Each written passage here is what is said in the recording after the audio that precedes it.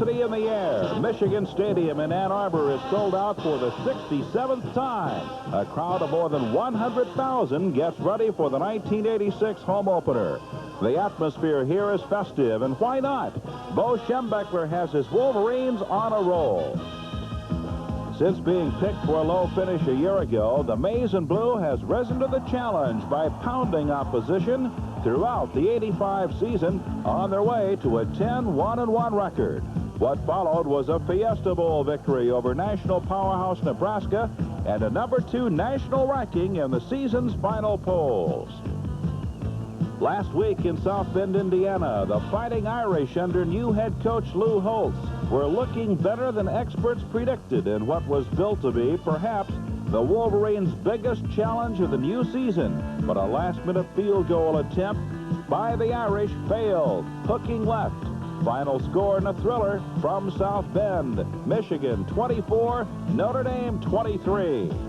Led by a defensive core of 8 returning starters, which gave up only 5 touchdowns all season, Michigan is once again looking to keep the opposition off the scoreboard in '86.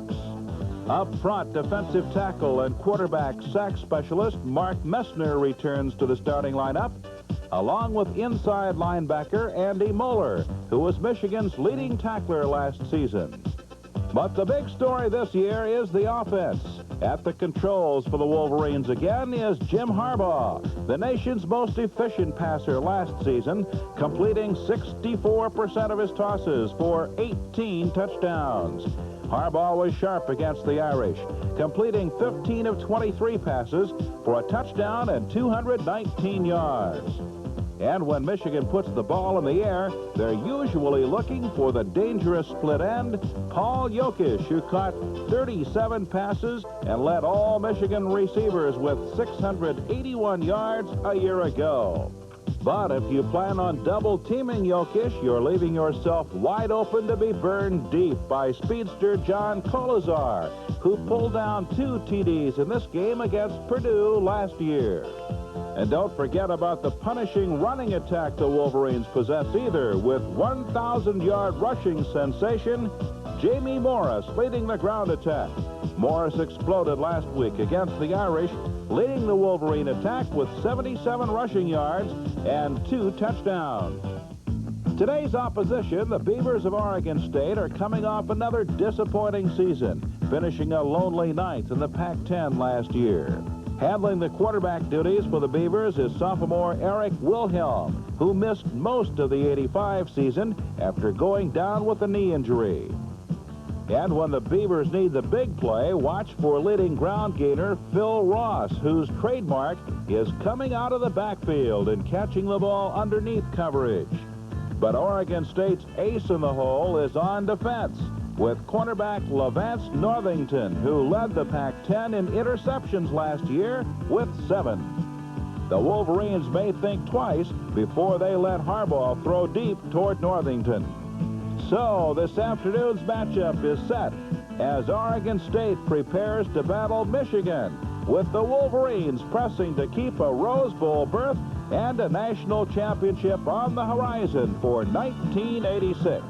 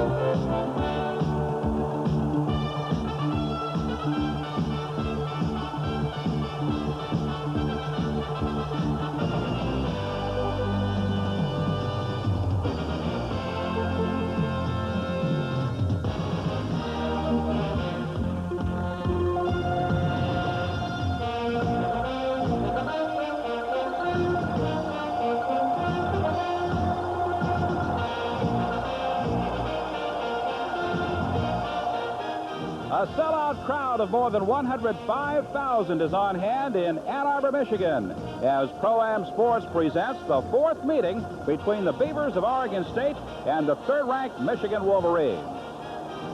Hi, everybody. This is Larry Osterman, along with Skip Mackholz, former Michigan State star. We welcome you to the home opener for the Wolverines. They beat the Fighting Irish of Notre Dame at South Bend last week, 24-23. Oregon State on the short end of a 27-0 loss at the hands of Fresno State. Big question still prevails. How about the Michigan defense? It was a little bit porous last week. Will we find out about it this week? Well, we will find out about it. The ball will be up in the air today, and they didn't get any pass rush again. They have to get a pass rush on the quarterback today, Wilhelm, and that's going to be the deciding factor. I think Notre Dame was a lot better than people thought. Oregon State is a relatively young team. They have 10 junior college transfers on this club this year. They have a quality player returning, Levance Northington. He might be a busy man in the secondary. He will be. He was a preseason All-American, second-team All-Pac-10, a good athlete, had an interception last week, so you really don't want to throw in his direction. The Beavers have not been able to run the ball in the last couple of years. They've relied on the passing attack. Eric Wilhelm is the quarterback, coming back after an injury last season, and he'll put the ball up. He will. You know, last week he was 12 for 20. It looks good on paper. He threw an interception, but he didn't put any points on the board. In order for them to win, he's got to put points on the board, and I think it's going to be very difficult to do that in Ann Arbor today. As far as the Wolverines are concerned, they'll have a talented quarterback of their own. Jim Harbaugh has been talked among the Heisman circles, and Jim had a strong game against Notre Dame last week. He sure did. He threw for about 238 yards, Larry.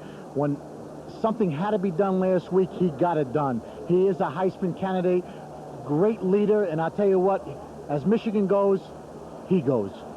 It's about the story. In the defensive secondary this afternoon, there'll be a bit of a switch.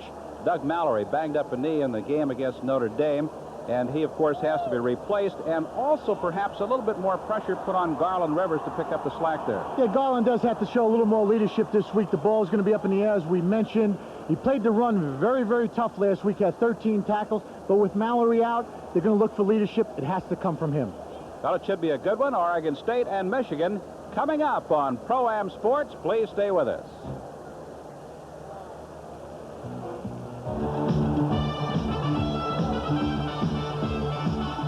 Pro-Am Sports coverage of college football 86 is brought to you by Builders Square, where you are guaranteed the lowest prices. Stores now in Sterling Heights, Mount Clemens, and Southgate. By Stroh's and Stroh's Light. Now you're talking good times, and Stroh's is spoken here. And by your neighborhood True Value hardware stores. More than just a name, it's their way of doing business.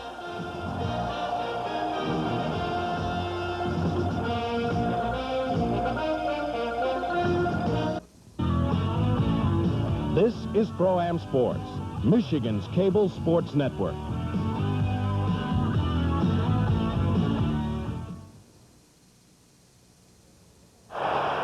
Larry Osterman and Skip Mackholz at Michigan Stadium in Ann Arbor, where the Wolverines are about to come out of the tunnel on the far side of the field and get ready for the 1986 home opener against the Oregon State Beavers from Corvallis, Oregon. The Beavers under the direction of Coach Dave Cragthorpe.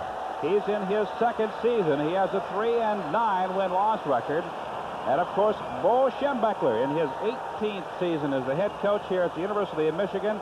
He has a 38-8-2 regular season record against non-conference competition, coming off one of his best seasons last year, going 10-1-1, 6-1-1 in the Big Ten, and a number 2 rating in the final polls. And the Wolverines come onto the field with more than 105,000 here at Michigan Stadium, saluting the 1986 edition, and it should be an exciting football team to watch. Yes, it is, Larry. I'm having trouble hearing you. 105,000 people down here. Exciting game. The kickoff, Michigan deferred to the second half. They'll make that decision in the second half. I think it's a great decision in terms of, Larry, setting the tempo. The Oregon State's going to receive the ball. You set the tempo of the game by playing defense, and Michigan will be on defense early. Oregon State had some troubles handling the ball last week against Fresno State. They rarely play in front of a magnitude such as we have here this afternoon. It'll be interesting to see how some of these youngsters respond. Michigan won the toss of the coin. And as Skip said, defers. The Wolverines will kick off and defend the goal to our left. That will be the north goal here in the opening half. Weather conditions, well, it's kind of partly cloudy, 73 degrees. The humidity a little bit on the high side, 94%. Winds from the west at 15 miles per hour. An opportunity of showers later on this afternoon. But right now, it is just cloudy. We have some blue skies in the area. Possibility of rain later. Well, the Wolverines escaping at South Bend last week. The 24-23 victory over the Fighting Irish. Fresno State blasting Oregon State 27-0. The Beavers allowed just 55 yards rushing, and as a result, Eric Wilhelm had to go upstairs. And Skip, as you pointed out, he had a pretty good day statistically, but the fact remains he didn't get him on the scoreboard. No, he didn't, and that's the most important thing. In order to win, you have to put points on the board, and he did not against Fresno State. Larry, I hate to say this in the beginning of this show, but it's going to be very difficult for this young man with 105,000 people to put any points on the board today. There's the crew of officials this afternoon. It's a split crew, half from the Big Ten, half from the Pac-10. Rick Sutkowitz will be kicking off for the University of Michigan. He's a junior from Troy, Michigan. The deep men are Rob Thomas. He's on the far side at the 2-yard line. And David Brandon is at the 2 on the near side for Oregon State. Sutkowitz approaches, and here's the boot. And this game is underway. Carries to the far side. Thomas will hold it right there in the end zone. Brandon went over and almost tackled him himself as the Wolverines got downfield very quickly. He undoubtedly would have had trouble getting out to the 20-yard line. So Brandon says, stop it right there, Rob. We'll start at the 20. Here are the backfield and receivers for the Beavers. Trey Nicholson, one of their fine runners. He's got a lot of speed, the tailback. Clint Chaffee at fullback. Tight end is Phil Ross. Dave Montagna is the wide receiver, along with Eric Orey. Up front, it's Derek Riles, Don Gray, Dave Orndorff, Dave Giacomelli, and Rocky Emery along that front line as the Wolverines set up a 5-man line. Wilhelm back to throw on first down. Swing pass is overthrown. It was intended for Trey Nicholson at the 16-yard line, but thrown over his head and falls incomplete. That's what Wilhelm did the last week. He's a sophomore from Lake Oswego, Oregon. Missed most of last season after suffering an injury. It'll be 2nd down and 10. Here are the Michigan linebackers, Bostic, Moeller, and the Schulte twins, Todd and Tim. 2nd down and 10. Wilhelm back to throw, rushes on, dumps it over, and it is caught by Nicholson. He's out to the 25, 6-yard line. He is still there. Being dropped on the near side of the field. Coming up quickly to make the tackle was Tim Schulte. A very smart play on Oregon State's part right now, as we can see. It's a little pass right here to the left flat. Very safe pass, very good pass to get the confidence quarterback up. The linebackers were coming on that play, so they usually on that type of play, the linebackers cover the backs coming out of the backfield. That's why he was wide open. There are the men down on the defensive line. The defensive backs, Rivers, Gant, Mallory is not playing this afternoon. Campbell is. Wilhelm throws and completes the pass on the near side at the 37-yard line to Damon Medlock, and he is driven out of bounds, but it will be a first down for Oregon State. Garland Rivers made the contact and stopped him at the 39-yard line. First and 10 for the Beavers. Excuse me, Larry. Andy Muller almost had an interception right there. It was a good throw by Eric that time, and Oregon State, very important to get a first down for them, to get the ball out of the deep end of their field right now. Well, at the 39-yard line, Medlock with 3 catches last week. Wilhelm can't find anybody open. Now retreats, now being rushed, throws over the middle, and it's complete at the 46-yard line. A fine catch by Dowell Williams. He was hit immediately by Andy Muller and stopped at the 46-yard line. But it's a big gain for the Beavers, a gain of about 7 yards.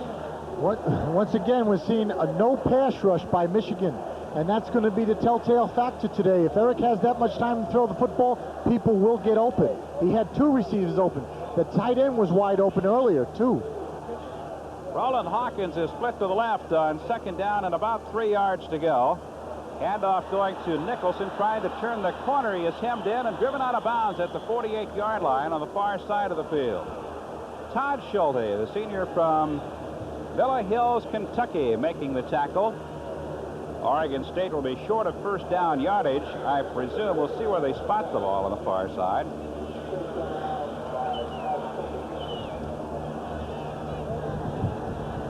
Looks like it'll be third down. Well, we've got a personal foul coming up against the University of Michigan, and the penalty yardage will mark it upfield, undoubtedly to be accepted by the Beavers, and that would give them the first down.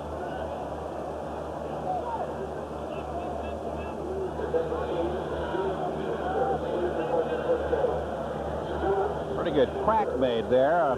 Eric Campbell arriving late, and apparently hit him while he was out of bounds. He was a little late, and I tell you what, I find it really amazing, though, they would make that call at home. You know, sometimes that you get that home cooking going on, and that officials were a little sus. What's the word I'm trying to use? Homers. Yeah, homers. They don't want to make that call, especially early in the game. Now, it's unusual for Schembechler team to be assessed with that type of a penalty, but it's a big one. A personal foul, a 15-yarder moves it into Michigan territory to 34. Here we go right now. We're going to take a look right now if we can see the running back doesn't use his big tackle, Hopkins, and he goes out of bounds, and there's the late hit right there. So the gain plus the personal foul of 15 yards, a total of 20 picked up by the Beavers, and they're down knocking on the door. Wilhelm on the shotgun, back to throw, over the middle, and it's complete. He's hit immediately and dropped at the 27-yard line, but a flag is down back in the Oregon State backfield. Todd Schulte made the contact. I think we got holding.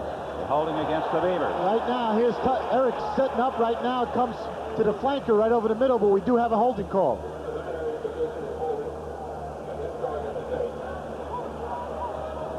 That will nullify the gain and perhaps slow down the Beavers, as they have moved right downfield since taking the opening kickoff.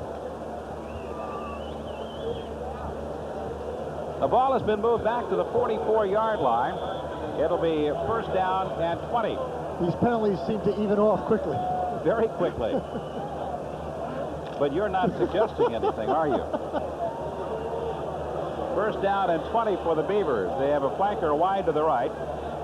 The right end is split, and the flanker to the left. As Wilhelm goes back to throw. Throws a swing pass complete to Medlock at the 45. Down the sideline, still at the 32-yard line. Tackle made by Garland Rivers, who was second team All Big Ten a year ago. Here's another look. Right now, we're going to have a tight end screen. That's what this is all about to Medlock right here. Sets up, looks like he's going to block. And right now, he steps back, gets the ball, has a couple of blockers in front of him. You're going to see him right now. Does a nice job protecting the football. It does come out right at the end, but goes out of bounds. So it's still Oregon State football. It'll be second down and 7 as the Beavers pick up 13 on the play. Very nice drive so far. Again, flanker to the right as Wilhelm throws to the near sideline, and it is caught at the 22, but out of bounds. A very nice reception by Eric Orey, but he bobbled the ball as he went out of bounds, and it's incompleted forward pass. The funny thing about this play is Wilhelm changed the play at the line of scrimmage right here. Has a nice out. The cornerback was playing back, had a safe throw. Receiver didn't catch the ball. Could have been thrown a little better, too. So it's now a third down and 7 situation for the Beavers, who huddle back at the 40-yard line. They send Dave Montaigne wide to the right as a flanker. Split left end is Hawkins. Wilhelm back to throw again. Has time over the middle. Gets complete at the 25. Spins forward to the 20. And down he goes at the 19-yard line. Garland Rivers and Andy Moeller making the tackle. And another big gain for Oregon State. Right now we have Williams coming out of the backfield right now. Eric picks him up very quickly. Anytime a back is on a linebacker, he's going to have the edge, as you can see right here. Makes a nice move, gets to the sticks. First down, Oregon State. Once again, we're taking another angle at it. Here's Williams catching the football on a swing pattern coming around. Tough for a linebacker to cover an offensive back. Eric Gorey goes wide to the right. He's set as a split right end. Thomas is a slot to the right. Wilhelm with a handoff, going to Lane, trying to get outside of his own left end, but he is spilled at the 17-yard line by Garland Rivers, who is off to a fast start defensively for the Wolverines this afternoon. He's a senior from Canton, Ohio. Well, as we mentioned in the open, they do not run the ball very effectively, and here once again, they do not have any blocking, very tough sledding going on. Larry, somebody forgot to tell Oregon State that they're a 40-point underdog here today. They're very, very impressive on his first drive. They failed to score in their opener against Fresno State, but they're now down knocking on the Wolverines' door now with 2nd down and 8. Wilhelm shovels it ahead. It is incomplete. Well, it was almost a disaster. It was shoveled straight forward into a Michigan man's hands. I believe that was Mitchell that had his hands on it but could not hold it. It's the old, what is it, Utah State pass, right? Here we go with the shovel pass right here. The offensive lineman, he's trying to pick up the ball. They can't do that. He should know better. They're supposed to block. They're not supposed to catch the football. And they didn't. I know that. 3rd and 8. We have 11:18 left in the opening quarter.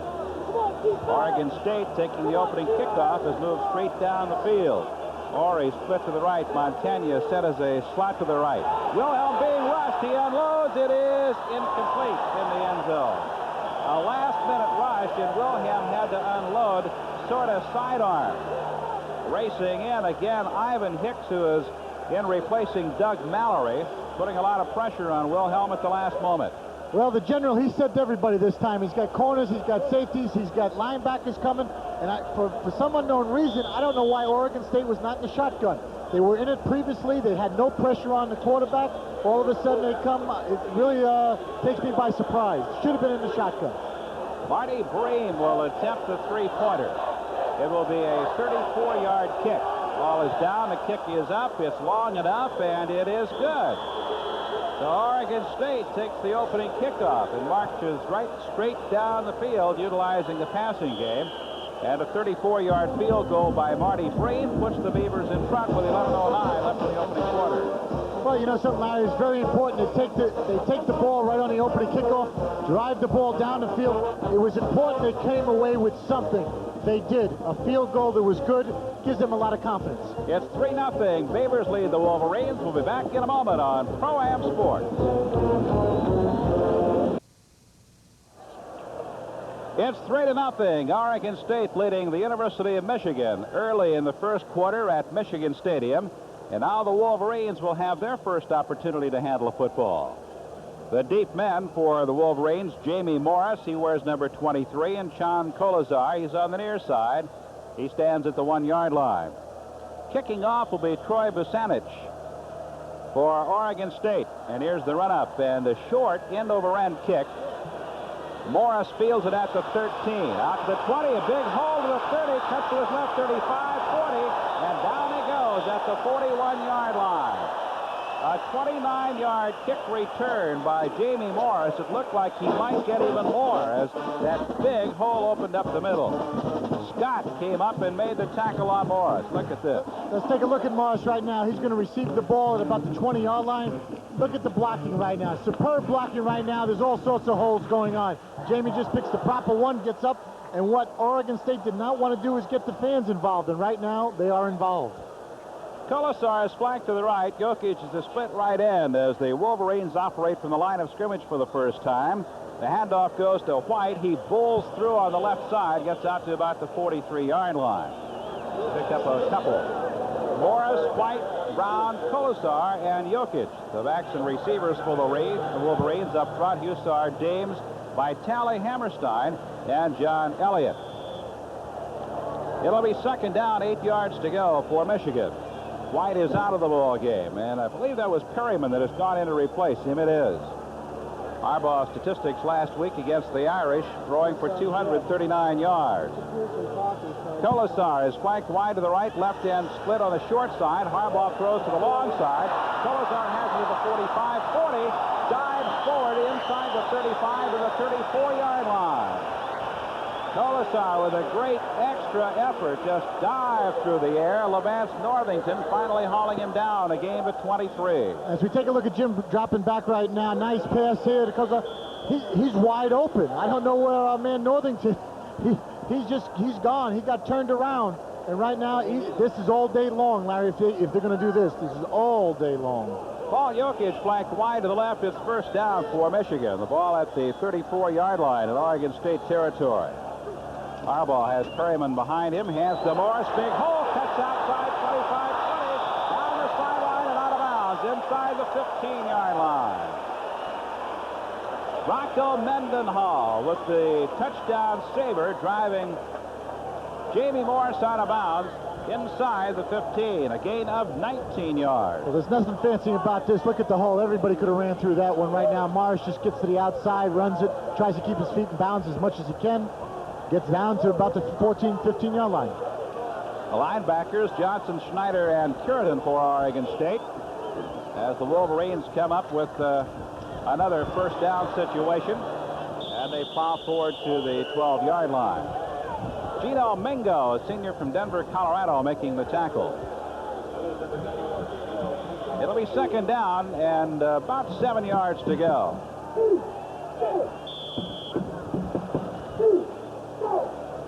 Jamie Morris comes out of the ball game. Jokic is out now, checks back on for the Wolverines. Defensive backs, Northington, Mendenhall, Norman, and Johnson for Oregon State.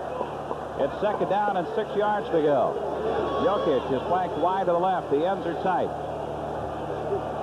Harbaugh turns, gives to Smith, or White. He is right into the middle to about the 10-yard line, piled up there. A gain of only about a yard on the play. The interior of the Oregon State line, led by Paul Carberry and Jeff Schneider, making the tackle on Gerald White.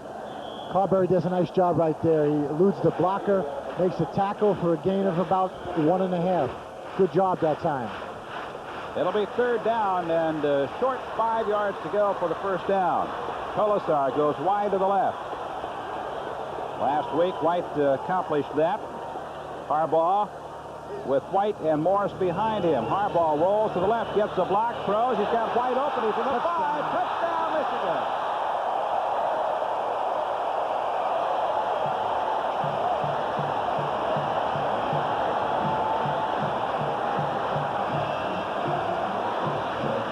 A drive on the ground completed with the forward pass, and the Wolverines lead. Right now, it's the back coming out of the backfield right now. It's tough. Linebacker gets picked off on a screen play. Back's all by himself in the flat. Look at this. This is easy, folks. Gerald White scores the 6, and now the Wolverines will try for the extra point. Pat Moons will attempt the conversion at the 10-yard line. Ball will be spotted by Robbins. It's down, it's up, and it is good. And the Wolverines, after falling behind early 3-0, come roaring right down the field and score 7 with 8:52 left in the opening quarter. It's Michigan 7, Oregon State 3. So both teams have shown the ability to move the ball early. Once again, we take a look at it. It's the back coming out of the backfield. They have a nice pick play with the receiver coming down, and he's wide open. Very difficult. Let's take another look at it. Harbaugh comes out. He rolls a little to the left. The pocket's rolling for him. Nice block there by the back. Once again, the back's out of the backfield, wide open. Touchdown.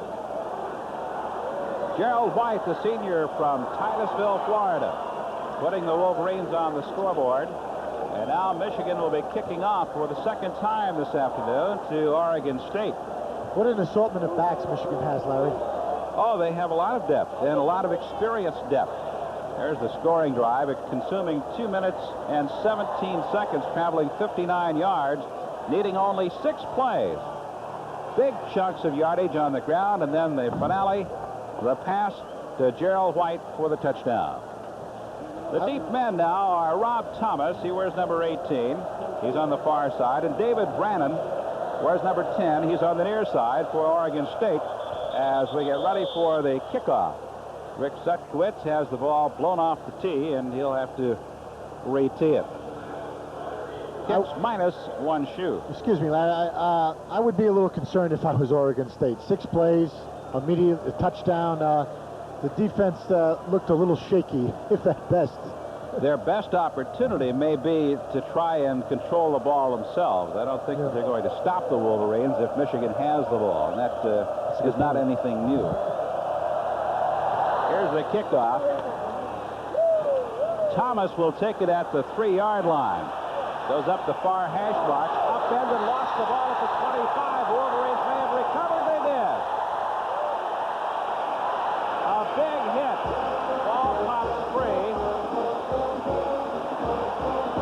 And the Wolverines recovered. Bishop, I believe, wrapped himself around it after Heron had made the big hit on Rob Thomas. Well, as we take a look at it right here, it looks like he's in pretty good shape. All of a sudden, the hit comes, ball comes flying, and I can't see the number. It looked like 95. All right, let's take a look at it at this angle right here. Let's see how the ball comes pop out. Boy, it wasn't hit. The ball just come flying out on a good hit. It was Bishop.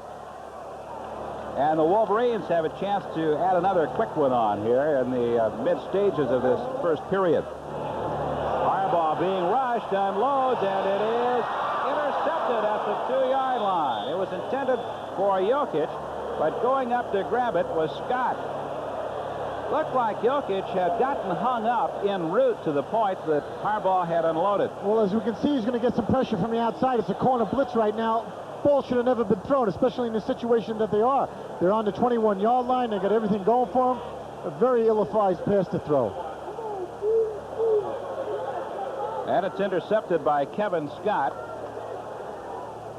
And the Beavers will put it into play. They have 99 yards to travel in their third possession of the afternoon.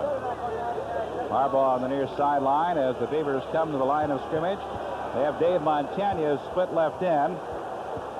Flank to the right now is Hawkins. Wilhelm throws to the near side, completes to Montagna at the 9-yard line, steps out of bounds at the 10. He'll be short of a first down by a couple of yards. We have 8 minutes, 36 seconds left in the opening period. But right now he's coming back, Wilhelm, and he throws an out right here, and the corner's playing very soft, meaning he's playing way back off of the receiver. If that's the case, they can do that all day long. It'll be second down and a couple of yards to go for the first down as Hawkins comes wide to the left as a split left end. Flanker wide to the right. Wilhelm on the draw gives to Jerry Jordan, and he gets to about the 10-yard line. Flags on the play. See what the infraction is. It will be illegal use of the hands against the offense, Oregon State, so that will nullify the gain and move the ball half the distance to the goal line.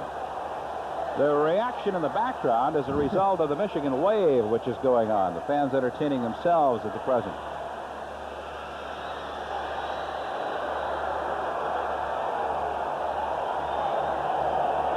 Still discussing the penalty. They were very close to a first down on the carry. I would think they'd have to accept.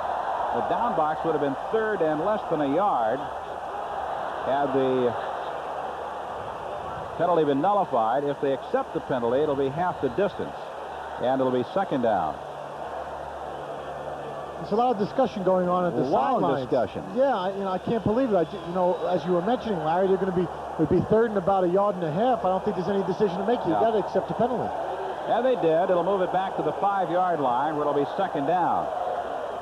Penalties this afternoon. Each team penalized twice.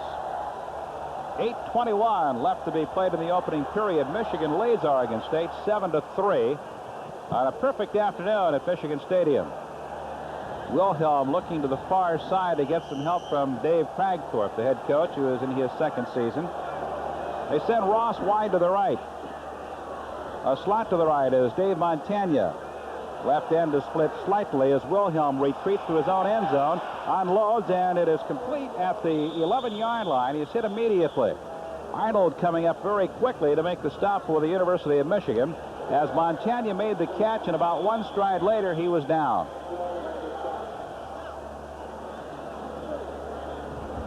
Here we come out right now. It's a circle pattern to the back coming out. There's not much you really can do about that. A very tough play to stop. Quick timing pattern. They picked up enough yardage for the first down. Ball is at the 12. Oregon State deep in its own territory. Wilhelm has time, throws downfield, caught by Medlock, and he is decked at the 27-yard line by Garland Rivers. So again, Wilhelm connects with Damon Medlock, the junior from Sunnymead, California, who had 3 receptions for 32 yards a week ago. Now, I'm trying to take a look at this right now. Wilhelm's looking at zone and man. They're having double coverage back there, and this is why the tight end can't come across the middle, and he's wide open right now. Michigan's going to have to change their defense up or, in fact, get a pass rush. Medlock is split to the left, flanker wide to the right.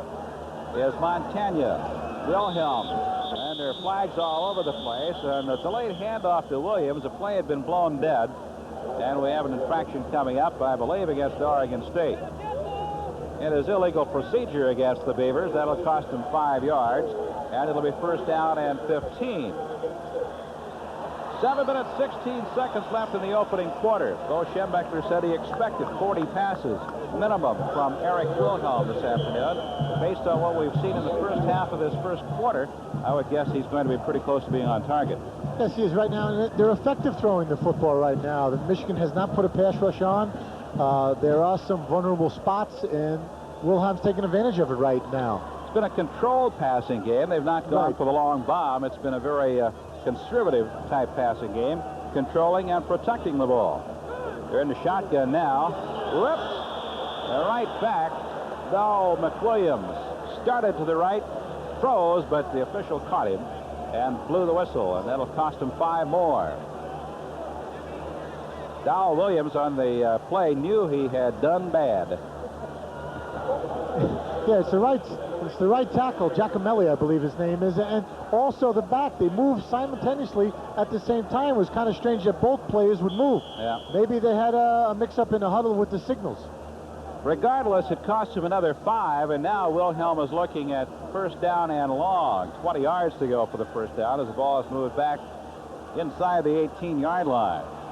Back in the shotgun once again.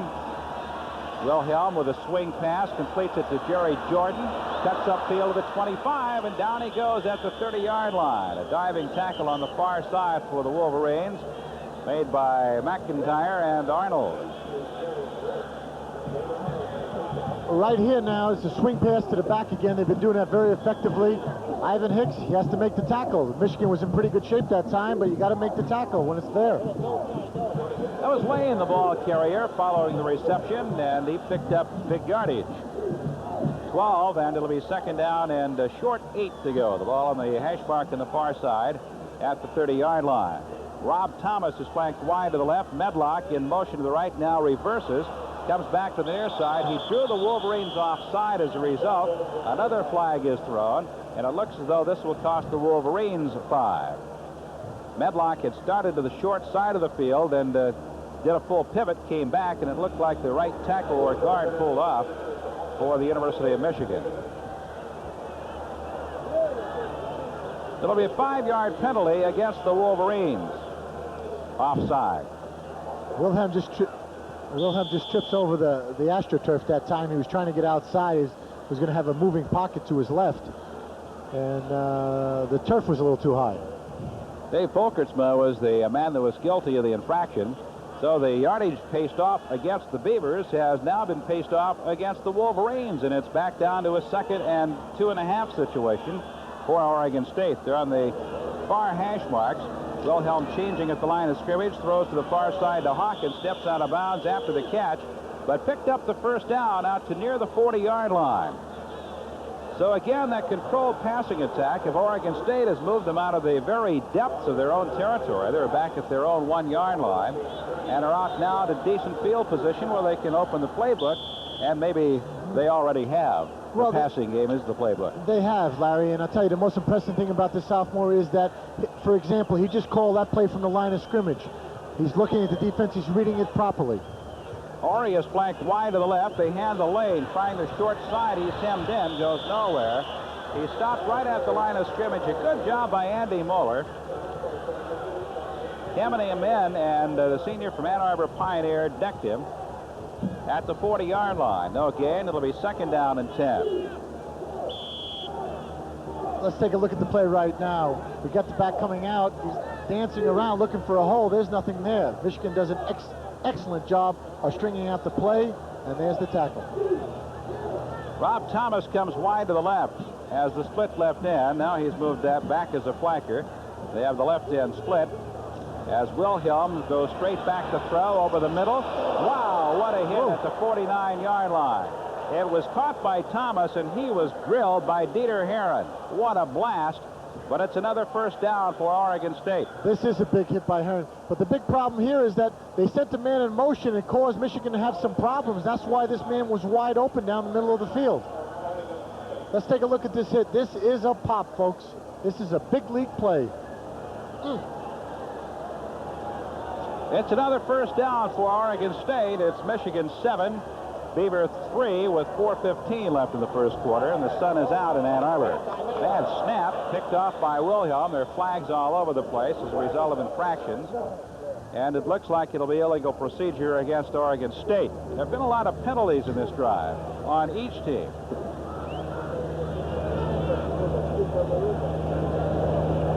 Five-yard penalty against the Beavers.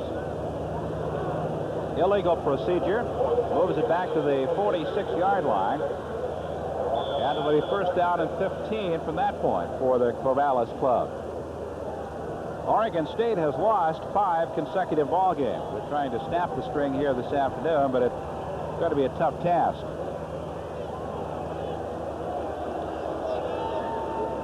Wilhelm has put the ball in the air 15 times already, and you can make this number 16. He's being rushed now, unloads, completes it at the 48, down to the 40, and spilled at the 38-yard line. Another big gainer as Schulte made the tackle on Dowell Williams. Garland Rivers was also there. And also, right now, we're going to take a look at Wilhelm. He's going to get roughed at the end of this play. They're going to tack on 15 more yards to this play. And the reason this play worked is that there's no pass rush. Once again, it was a very slow developing play, and if you give anybody this much time, they're going to get open. As we can see, look how much time he has. He goes out, he comes in, the receiver makes 2 or 3 moves. Finally, he gets open. The quarterback gets roughed, and all of a sudden, Oregon State's in pretty good field position. Ball is now being moved downfield.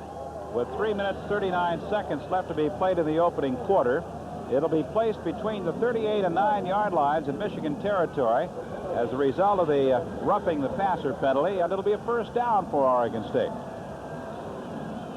With the exception of the second time that the Oregon State Beavers had the football, they fumbled it away. They have moved the ball almost at will. Well, Michigan had a problem last week against Notre Dame once again with the pass, and they're having a problem with Oregon State. On the reverse, Thomas goes to the right side, stopped at the 40, and decked at a nice form tackle by Garland Rivers at the 39-yard line. That was a beauty. A loss of about a yard, and it'll be second down and 11. We talked about Garland in the open. He had 13 tackles last week against Notre Dame. He's not being fooled by this motion. We got everybody coming left, and here we've got the split end coming around. Garland's right there. Look at this tackle. This is perfect. It'll be second down and about 10.5 yards to go. Montagna comes wide to the left as a split left end. Now he is back as a flanker. Hawkins up on the line of scrimmage and split left end, and Wilhelm throws to the near side. Nice one-handed catch by Hawkins, and he's driven out of bounds at the 31-yard line by Arnold. Very fine catch by Roland Hawkins, a junior from San Diego, California. This is a nice catch. Wilhelm comes back, looking at his receiver. Ball's floating a little bit on him. Look at this catch. One-handed, brings it down, secures the football, then takes the pop. It'll be third down. 3 yards to go for the first down for the Oregon State Beavers, who trail 7-3 with 2:43 left in the opening quarter. I would think Oregon State would try to throw the ball to one of the backs coming out of the backfield. They've been very successful. It's third and short.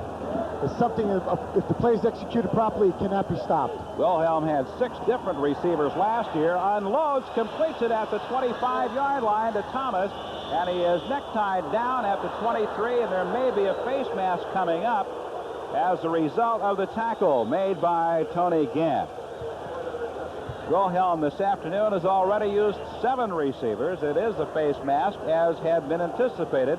So the big gain on the reception, plus the penalty yardage, which will probably be an additional 5 yards, will carry it deep into Michigan territory. It'll be the 18-yard line, where it'll be first down for the Beavers. Once again, Larry, they look very impressive moving this football.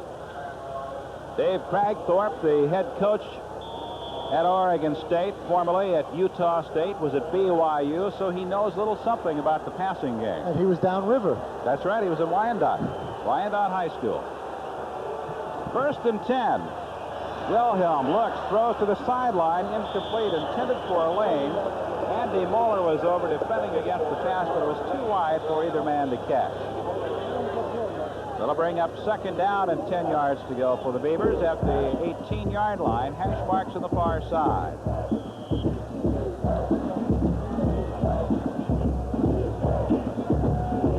Oregon State huddling back at the 27-yard line. They have shown a very impressive passing attack. They threw for 231 yards last week, but failed to score. The shotgun show. Wilhelm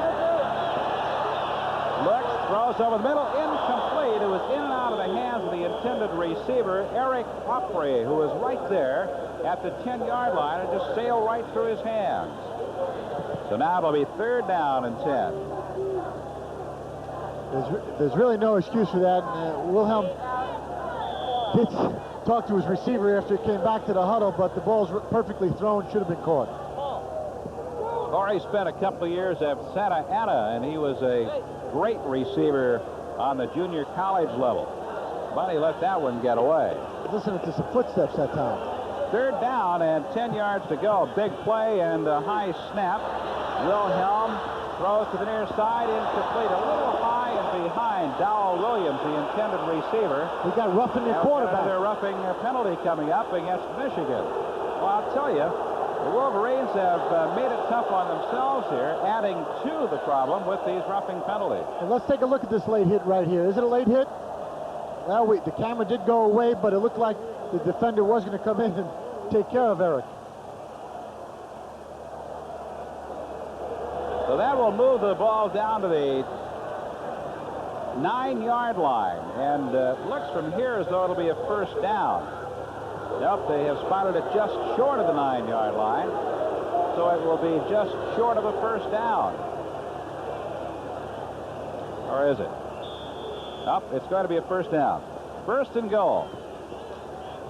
A lot of penalties in this afternoon's game. First and goal now for Oregon State at the 9. It seems like we've had 10 penalties on this drive alone. Been a long quarter. We have just 2 minutes and 10 seconds remaining. We're in the first period. Oregon State down, knocking on the door again. Wilhelm looks. Now he's going to have to run. He's at the 10, and down he goes at the 6-yard line on the far side. Andy Moeller again coming up to make the tackle. He got some help from Todd Schulte. It'll be second down and goal. The ball will be at the 7-yard line. Great job by Michigan's defense, as you can see right now. Everybody's covered right now. Wilhelm takes off, tries to get to the end zone right now. He's got no chance of getting there. You got to remember, once you're down this close, there's not much room to run passing routes. And that's what the problem is. It does become a defender almost at end line. Second and goal from the Michigan 7-yard line. Again, Wilhelm sends Lane wide to the right, and Lane, I believe, was in motion upfield when the ball was snapped. The flag is down.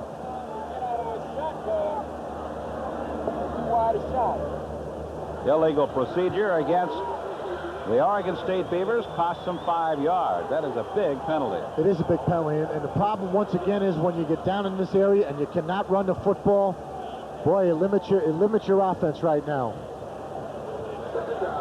Wolverines get a bit of a break. They send McIntyre back onto the field. He replaces Todd Schulte. It's the 9th penalty in this drive assessed against the two teams. So it's second down. Goal from the 12-yard line. Wilhelm back to throw, being rushed from behind, unloads to the end zone. It is broken up beautifully by Arnold, who got both hands up and knocked it away from the intended receiver as it went toward the corner of the end zone. Montagna was the man for whom the pass was intended. Kind of a strange play. They had a twin set that time to the left. A great concept on the play, but why bring two receivers over there? They have man-to-man coverage over there. There should have been one receiver over there, so you didn't bring the other coverage over. And the ball's got to be thrown more on the rope rather than the height that ball had on it. It's third down and goal from the 12-yard line. Montagna comes wide to the left as a flanker. They have Medlock split to the right. The shotgun. Wilhelm looks downfield. Now he's being chased. He is in trouble at the 30, and he is hauled down back at the 32-yard line. Great pursuit by the Wolverines, and it was finally Willingham that got him around their legs and hauled him down. So that may take them out of field goal range. Well, sometimes sophomores do silly things, and here's one of them right here, folks. He's in field position. If they don't get a touchdown, they can get a field goal. Right now, that's in question right now. He's running around looking for open air. The ball should have been gone, should have thrown the ball away. Now they're back at the 30-yard line, Larry. As you mentioned, they might be out of field goal range right now. The try for 3 will be attempted by Marty Breen. It will be a 47-yard attempt. He's got a line drive going that direction, and it's good. Well, Marty Breen drilled it 47 yards out, and Oregon State, with another long, time-consuming drive, marches the length of the field. If you'll recall, they took the ball over on their 2-yard line and picked up 6. We'll be back in just a moment. It's Michigan 7, Oregon State 6. You're watching Pro-Am Sports. 7-6, the Wolverines lead with just 12 seconds left in the opening quarter. There were 9 penalties assessed during the course of 12 plays in that latest Oregon State drive, which covered 98 yards. See, Wilhelm knew something I didn't know, Larry. He knew that this guy could kick the ball from 60 yards away. It looks like it. Busenich will be kicking off for Oregon State. He'll have a slight breeze behind him. Morris and Kolazar standing at the Michigan 2. High end-over-end kick. It'll be Kolazar at the 7. Comes out to the 15, 20, 25, and he is checked at the 27-yard line on a nice tackle. A 20-yard return with the tackle made by Dolby. So with 8 seconds left in the opening quarter, Michigan with a 7-6 lead over Oregon State. The Wolverines scored the only time they had an opportunity to take the ball downfield, and they just ran roughshod through Oregon State. It's been kind of a switch in ball control ball control time that we had expected this afternoon. We expected the Wolverines to dominate the clock. Harbaugh gives to Morris, tries to get outside, nothing doing. And he's wrestled down at the 27-8-yard line. That'll be the final play of the first quarter. So we've finished 1 quarter of play at Michigan Stadium in Ann Arbor, a non-conference affair matching Oregon State and the University of Michigan. The Wolverines lead it by 1. It's 7-6 after the first quarter.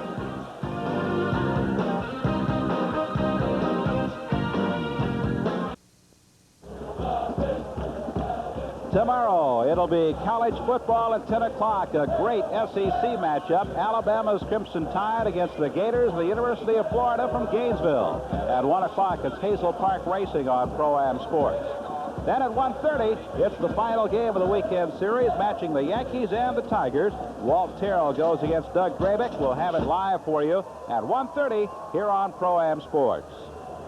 It'll be 2nd down and 10 as we resume play here in the second period. Michigan leading by a score of 7-6. Flip out to White. He's got it at the 30, out to the 35, dives forward for the first down to the 38-yard line. The tackle made by Mendenhall for Oregon State. It's a nice play right here, right now. They got motion coming one way. Tackle comes out, makes a nice block. Little flip to the back coming out of the backfield. And we got a first down. Derek Walker comes into the ball game, replacing Paul Yokish for the University of Michigan. Walker wears number 89. He's a sophomore from Glenwood, Illinois. He's in as the tight end on the right side as Kolazar flanks to the left. Both ends are tight. Harbaugh turns, gives to Morris, not much up the middle, spins to the 40, and that's it. Wrapped up by Schneider. He's a junior from Portland, Oregon. An interesting statistic on the first quarter. Oregon State had the football 12 minutes and 19 seconds, while the University of Michigan had it only 2 minutes and 41 seconds. That's incredible. That is incredible. And right now, that's what Gary Muller's talking about on the sideline. He wants his defense to get up. You got to stop Oregon State right here. It'll be second down and 9 yards to go for the Wolverines. A pair of setback. Jokic is split to the right. That's the short side of the field. Harbaugh retreats the throw, passes out to White. He's got it, and he is hit immediately at the 49-yard line by Kevin Scott. It'll be very close to a first down, and may be a first down. It is. More and more you see colleges right now, like the pros, throwing to backs out of the backfield. They're your most talented athletes, and you want to get those people one-on-one with defenders. As you can see, White, the problem is you don't have many backs that can catch the football. White can do that, though. That is an interesting point, and you like to see it because it does open the game up. Beavers with a strong passing game, 127 yards. Wishbone shown for the first time this afternoon for Michigan. Jokic is split to the right side by about 3 yards, and Perryman bulls over the middle across the 50 to about the 49-yard line. Not a whole lot of running room against the front wall. Jeff Schneider made the initial contact with the Beavers. And Kruger was also another tackle. That'll be second down. 8 yards to go. Jeff Brown is into the ball game, replacing Gerald White for the University of Michigan. Colasar comes wide to the left as the flanker. Jokic is set as a split right end on second down and 8 at the 48.5-yard line. Hash mark far side. Harbaugh back to throw. He looks, throws downfield. Crunch. A completed pass at the 41-yard line. The hit on Jamie Morris made immediately by Page and Giacomelli. Well, right now we have both wideouts, Colasar and Jokic, going long right now, waiting for it to clear out. He has the back underneath. Linebackers do a good job staying home, though. Jamie Morris with 12:35 left in the opening quarter. The opening half. Wolverines lead by a score of 7-6 in what has been a bit of a stunner so far this afternoon. It is a first down for Michigan by half the length of the football. Wolverines have had no problems moving the ball against the Beavers, but conversely, Oregon State has had some success also.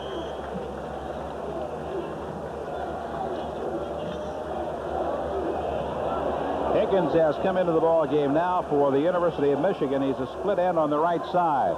Jokic is a split to the left. And McMurtry is a flank to the left. Young, highly talented freshman. Morris trying to get outside. Does. He breaks the open 30, 25, and down he goes at the 23-yard line. Jamie Morris with a burst of speed. Giacomelli finally nailed him. A gain of 18 yards for the junior from Ayer, Massachusetts. And this is nothing but Jamie Morris, folks. Look at the speed right here. Gets around the corner, makes a nice move inside, tries to take it out, tries to get to that end zone. He is a quality back. Good speed right here. You can't teach that. Another first down for the Wolverines at the 23-yard line in Oregon State territory. Jokic is flanked to the right. A pair of running backs, White and Perryman. Harbaugh hands to White. Not much there. Squirts through and gets down to the 21-yard line where he's hauled down. Initial contact made by Paul Carberry, a senior from Oak Lawn, Illinois. Now spotted at the 21-yard line. It'll be second down and about 8.5 yards to go. Jamie Morris back in. Perryman checks out. Also coming out of the ball game is Derek Walker, who had been in at a tight end spot. He's replaced by Paul Jokic. Colasar is flanked wide to the right on second down and 8. Harbaugh straight back to throw. Swings it out to Morris. He's at the 20 and he is cut down on a nice diving tackle at the 19-yard line. Tackle was made by Lacoste and Page.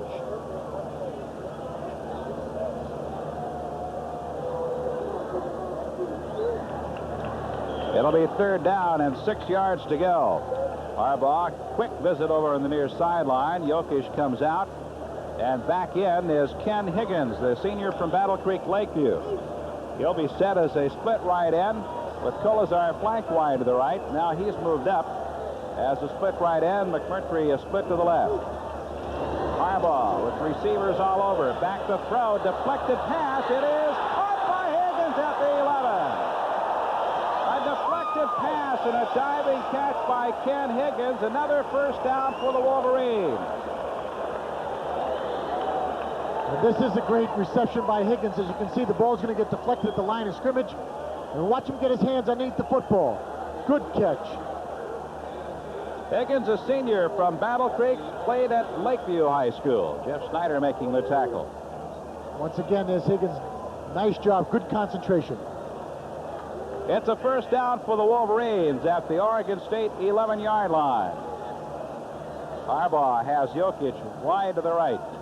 Hands to Morris. Tries to get outside. He's being chased. Hit at the 10. Spins free at the 5. Drives forward to the 3-yard line.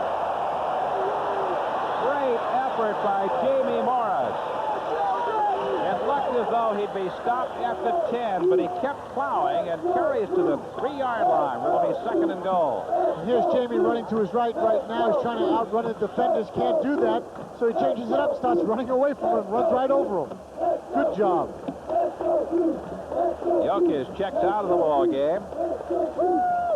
Wolverines will operate with a pair of tight ends now. And the wishbone. Run it in or pass it in? It's going to be an 8-man front that the Beavers are throwing out there. Handoff is fake. Harbaugh, the keeper, dives to the 1-yard line. He got held up right at the line of scrimmage.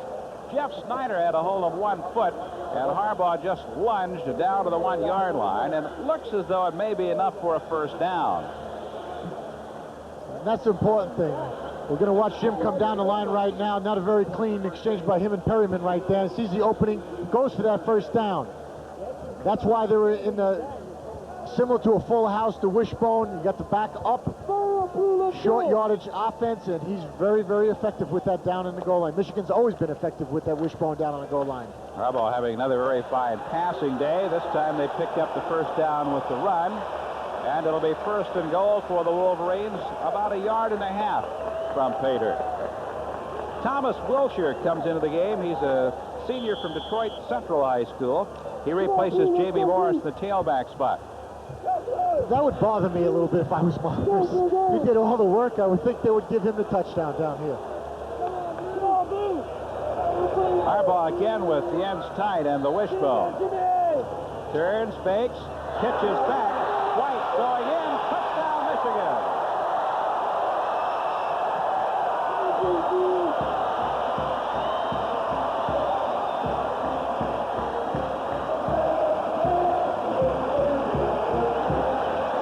Wolverines make it 13-6. Here we come down the line, the quick pitch.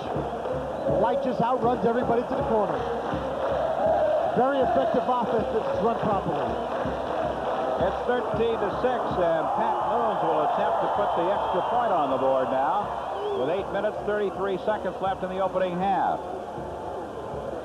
Morris, a senior from Fort Lauderdale, Florida. A spot, the kick is up, and it is good. And it's now Michigan 14, Oregon State 6. 8 minutes, 33 seconds left in the opening half. We'll be back with a kickoff in just a moment on Pro-Am Sports.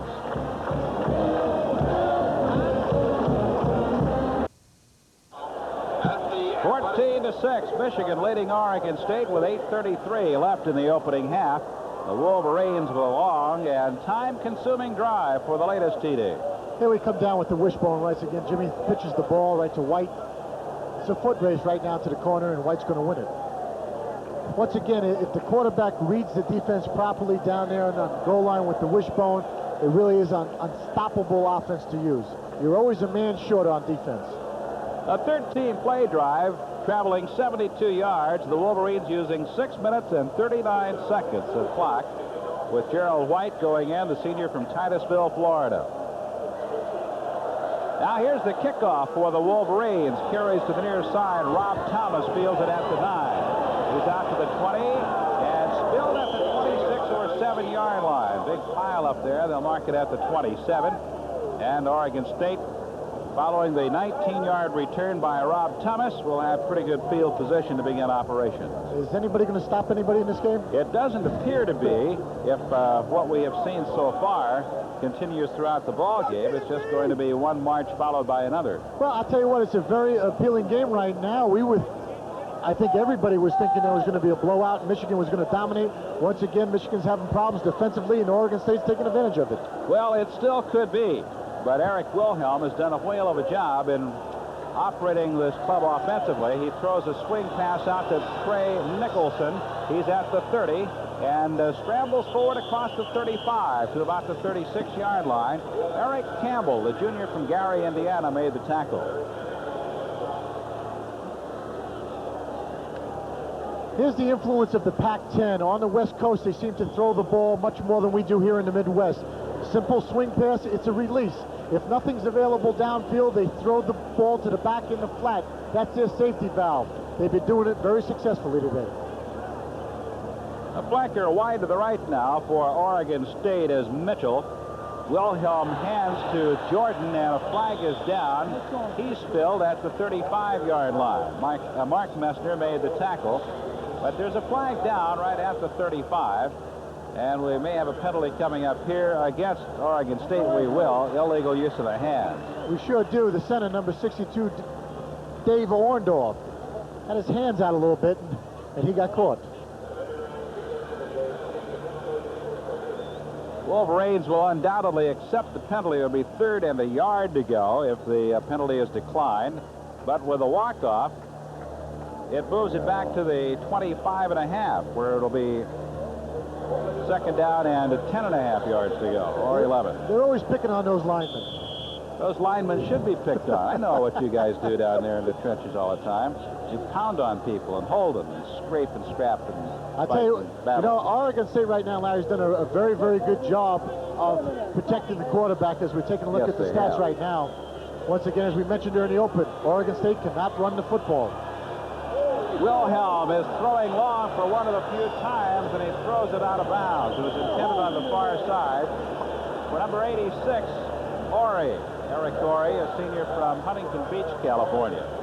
One of the few times that Oregon State has chosen to go long, and it misfired. The Usher should have had that one. But you can see their philosophy. If you can't run, if you could throw a controlled passing game at an opponent, you've got a chance to win some ball games or at least move the football. It's nice to have a balanced running offense with a balanced passing offense also. You're correct, and they can move the football, but once it gets inside the 20, as we're taking a look at Larry and myself up in the booth, they have trouble scoring, putting points on the board, and that's like 6 for touchdowns. 3rd and 11. He's throwing down the middle. It's intercepted by Campbell at the 45-yard line. They'll mark it at the 48. Eric Campbell stepped up and picked it off, and the Wolverines take over almost at the midfield stripe with great field position. Let's take a look at the defensive backs. Be a defensive back right now, folks. They're playing zone back here. Campbell just goes up. Ball's just thrown into coverage. It was intended for Hawkins, but sailed over his head. And Eric was right there. Eric lets that ball float on him a little bit, and that is why Campbell does make the interception. Eric Campbell, a junior from Gary, Indiana, gives the ball back to Michigan at the Wolverine 48-yard line. Harbaugh turns and throws downfield, incomplete, intended for Colazar at the 23-yard line. John made a diving effort, but could not come up with it. This will be an important few moments now for Oregon State, having turned the ball over to the Wolverines. Well, right now, Colazar, he's got man-to-man coverage right now, and he's got great foot speed, so you try to take advantage of that. Once again, I don't know why they're throwing to the middle of the field. You should throw the ball to the sideline where he has a better chance, and you don't bring safeties. The incompleted forward pass was the first of the day for Wilhelm. He had hit one interception. The pass incompletion for Jim Harbaugh was the first of the day for him. Wilhelm and Harbaugh have put on quite a passing exhibition here at Michigan Stadium this afternoon. It's 2nd down and 10. Morris tries to get free, does to about the 42.5-yard line. And it's very close to a first down, but maybe a half-yard short. We'll see on the spot. It is just short of the 42. Mendenhall making the tackle. You got to like this Morris. Look at the quick feet here. Jukes 2 or 3 ball players right now, knows where the sticks are, and goes for that first down. Quick feet, once again. Good break right there. Looks right now, sees there's nothing there, says, I'm going to get as much as I can right now, get that first down. Going to bring the chain in, but from here it appears to be a little bit short. Morris carrying 66 times for 59 yards. It's a 9.8 average this afternoon.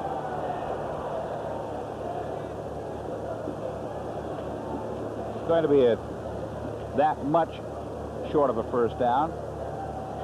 6 minutes, 47 seconds left in the opening half. Michigan 14, Oregon State 6. It's going to be 3rd and short right now, Larry. Do they fake it and go up on top? I think they'll probably go right up the middle. Okay. What I think they'll do, but we'll see. They're in the wishbone with the ends tight. Harbaugh turns, gives to Perryman. He dives in the middle and shoves forward to the 40 for the first down. It'll be 1st and 10 for the Wolverines as Bob Perryman, the senior from Buzzards Bay, Massachusetts, picks up the first down for the Wolverines. Paul Carberry finally made the stop on him, but it's not before he picked up the first down. Strange defensive lineman that time on a short yardage situation. Nobody over the center. Could have been a quarterback sneak. First down's very even so far in this first half.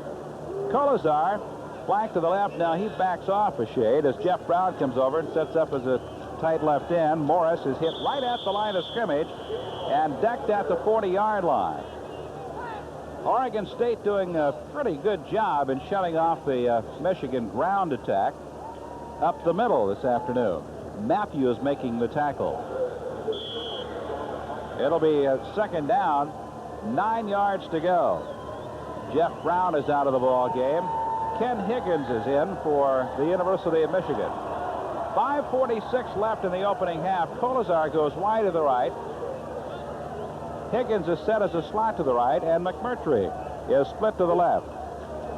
Harbaugh back to throw, swing pass, completes it to Morris. He's around the corner at the 40, sideline 35, and upended at the 30-yard line, falling at the 28. Gino Mingo, a senior from Denver, Colorado, made the tackle on Jamie Morris, but after he had picked up first down yardage. This is a swing screen right now. Blockers are going to come out right here. 59 does an excellent job, but just doesn't make the tackle. Jamie Morris' speed takes care of that, and he goes for the first down. Where's a valuable back? Valuable back, this Jamie Morris. Greg McMurtry comes out of the ball game, and Jeff Brown is back in at a tight end slot for the University of Michigan. Colazar flanked wide to the left. Higgins split to the right. I formation. Harbaugh back to throw over the middle, and it's caught beautifully by White at the 20-yard line. It was thrown a bit behind Gerald White, but he reached out, snared it, tucked it in, and carried to the 20. And another big gain for the Wolverines. You know, as I was looking at this play, Larry, I'm not sure he wasn't trying to go to Higgins downfield a little bit. Higgins is right behind him. White makes a heck of a grab on it, but I really do think he was going to Higgins down by the 5-yard line. They gained 7. It'll be 2nd and 3. McMurtry back into the game. He is the young fella, split to the left. Up on the line of scrimmage. Higgins split to the right. Harbaugh gives to White. Has to go outside. Turns the corner and may have gotten the first down. He was drilled out of bounds right by the marker. And it appears that he got the necessary yardage. Bronco Mendenhall and Kevin Scott collaborated to make the tackle. Nothing fancy about this. This is man-on-man blocking. White just takes it in, then takes it outside. Makes a nice move, lowers his shoulder, tries to get to the yardsticks right here. Good pop. Derek Walker back into the game. He replaces Ken Higgins for the University of Michigan. We have 4 minutes, 14 seconds left in the first half. Harbaugh looking to the near sideline as they bring the chain in. It appears from here as they had the necessary yardage for the first down, but apparently they did not, as the chain is brought in with the ball to make sure that there's an accurate spot on the hash marks on the near side. More and more, it seems like Michigan is starting to take over the line of scrimmage more and more, Larry, and you're going to see that. It's going to be very evident in the fourth quarter. They just seeming to control the football game now. Well, they have so much size up front. Michigan averaging 285 pounds per man from tackle to tackle. That is a big front wall. Again, the ends are tight, and the wishbone is shown. On 3rd and short, Harbaugh is hemmed in, and he is going down for a loss back at the 21-yard line. Giacomelli made the tackle for Oregon State, and it'll be 4th down, and we'll see where they spot it, the 21-yard line. It'll be 4th and about 4, so it'll set up a try for a field goal. At least that's what is shown. Pat Moons will attempt, and it will be spotted at the 28-yard line. 38-yard attempt. Robbins will spot it, and it gets away.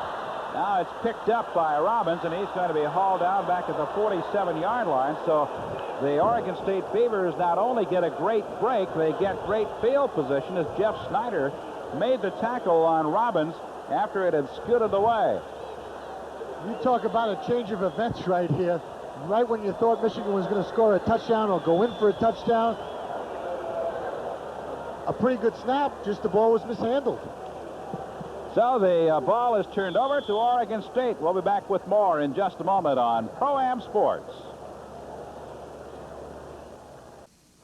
14-6 Michigan as Wilhelm throws on 1st down, completes the pass out to the 47-yard line, hit immediately by Todd Schulte. On the receiving end was Trey Nicholson, the junior from Alliance, Ohio. Nicholson had a 63-yard run last week against Fresno State. He had great credentials at, get this, Snow College in Utah. Rushed for over 1,000 yards in both his freshman and sophomore years there. Eric Orey is flanked to the right on 2nd down. Wilhelm on the draw, gives to Nicholson, and he is decked at the 45-yard line. It was snipped out quickly by Andy Moeller, and it's a loss back to the 45, 3rd and 10. You know, you would think with running the type of offense they do that they could run draws and screens and what have you. They just simply cannot run the football. They're the type of blockers up front that can pass protect, but they have trouble with the run. They had just 55 yards in the entire game a week ago. It's 3rd down and 10. The shotgun on display for Eric Wilhelm. And he throws over the middle, and it is caught by Hawkins on the near side at the 46-yard line. It was right in front of the Michigan bench. Garland Rivers was there. The Wolverine bench thought that it was trapped, but the official says no. Well, right here, throws the ball. It's a 3rd and 10 situation, and the receiver goes 9 yards. I don't understand that, why receivers seem to do that all the time. When you need 10 yards, you got to go 11 and come back to 10. Right now, important. They're going to go for it in 4th and a half a yard. A minute 36 seconds left in the opening half. Michigan 14, Oregon State 6. In a game that has been about as close as the score would indicate. Time has been called by Oregon State now with a minute 28 left in the first half. Well, stay with us at halftime. We'll have the highlights of this first half, the statistics, and a special interview with the Wolverines hockey coach, Red Berenson. And it's all coming your way at halftime. 14-6, a bit of a surprise. That's an understatement. Yeah, it is a surprise. I think that everybody thought, as really we did coming into this game, Larry, that Oregon State was going to get pushed around and that Michigan would take the control of this game, but it hasn't happened right now. Once again, Michigan last week had trouble with Notre Dame's passing attack. Oregon State's doing the same thing. They're getting no rush on the quarterback. So what's happening is he's getting a lot of time. He's completing passes. They've been looking, they look very, very good offensively. Defensively, nobody can stop either team. Wilhelm threw for 890 yards and 9 touchdowns last season. He was redshirted in '84. He hurt himself in the 4th game with a knee injury. He had tossed 7 touchdown passes in his first 2 games. So we're looking at a sophomore this afternoon, Eric Wilhelm, who is a cut or 2, perhaps 3 above average. And it's been a very fine offensive philosophy developed by Coach Dave Cragthorpe. So they'll test some secondaries throughout the season, not just Michigan, but everybody they play with their passing attack, if he continues to throw as he is throwing this afternoon. Hawkins is split to the right. A flanker to the left. Receivers all over the place, and the quarterback sneak got him up into the inside the 45. It looks to be a first down. It is at the 44-yard line.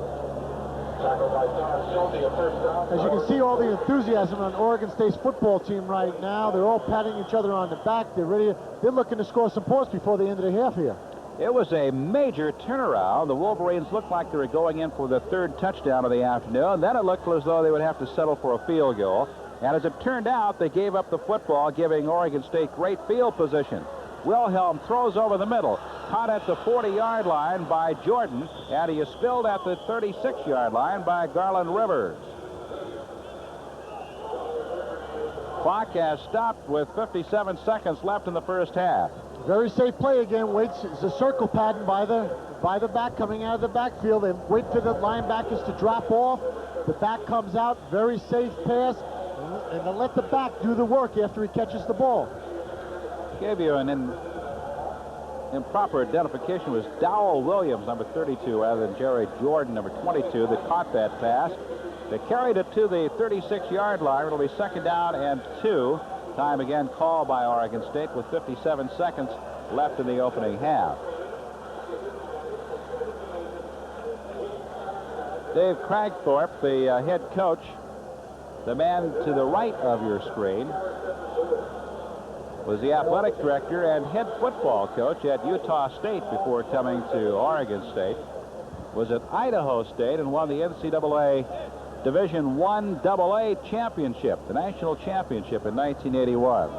And as Skip pointed out earlier, was the head coach at Wyandotte High School in suburban Detroit for 4 years before going to Brigham Young as an assistant for 10 seasons. So the man has been around. He knows the passing game forwards and backwards. That's exactly right. 2nd down, 3 yards to go. The ball at the 46. Horry is flanked to the left, the slat to the left, as Wilhelm operates from the shotgun. Looks, throws to the far sideline, and it's broken up. Nice play by Ivan Hicks. It was intended on the far side for Eric Horry, but the pass was thrown a little low, and Hicks went up and knocked it down. Ivan playing in place of Doug Mallory, who was sidelined with a bum knee. Well, you can't see all of it right now. They're playing a zone right now, and Hicks is up front. It's a touch pass. You have to get it over the linebackers, the first zone into the second zone, and Hicks almost intercepted the ball. Now it's 3rd down and 3. 52 seconds left in the opening half. Horry goes wide to the left. Montagna is in motion to the left. Wilhelm back to throw. Over the middle, caught by Montagna at the 30-yard line, and it's another first down, and that'll stop the clock with 45 seconds left in the first half.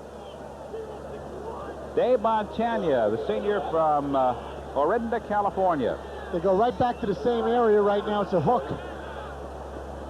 Receiver comes up, makes a nice grab. Wilhelm back to throw to the sideline. Caught on the far side by Horry, who was taken out of bounds on a necktie tackle by Garland Rivers. Another completed forward pass, and they are utilizing that clock. There's still 40 seconds left in the opening half, and the Beavers have the ball deep in Michigan territory, the 22, with a 2nd down and 2.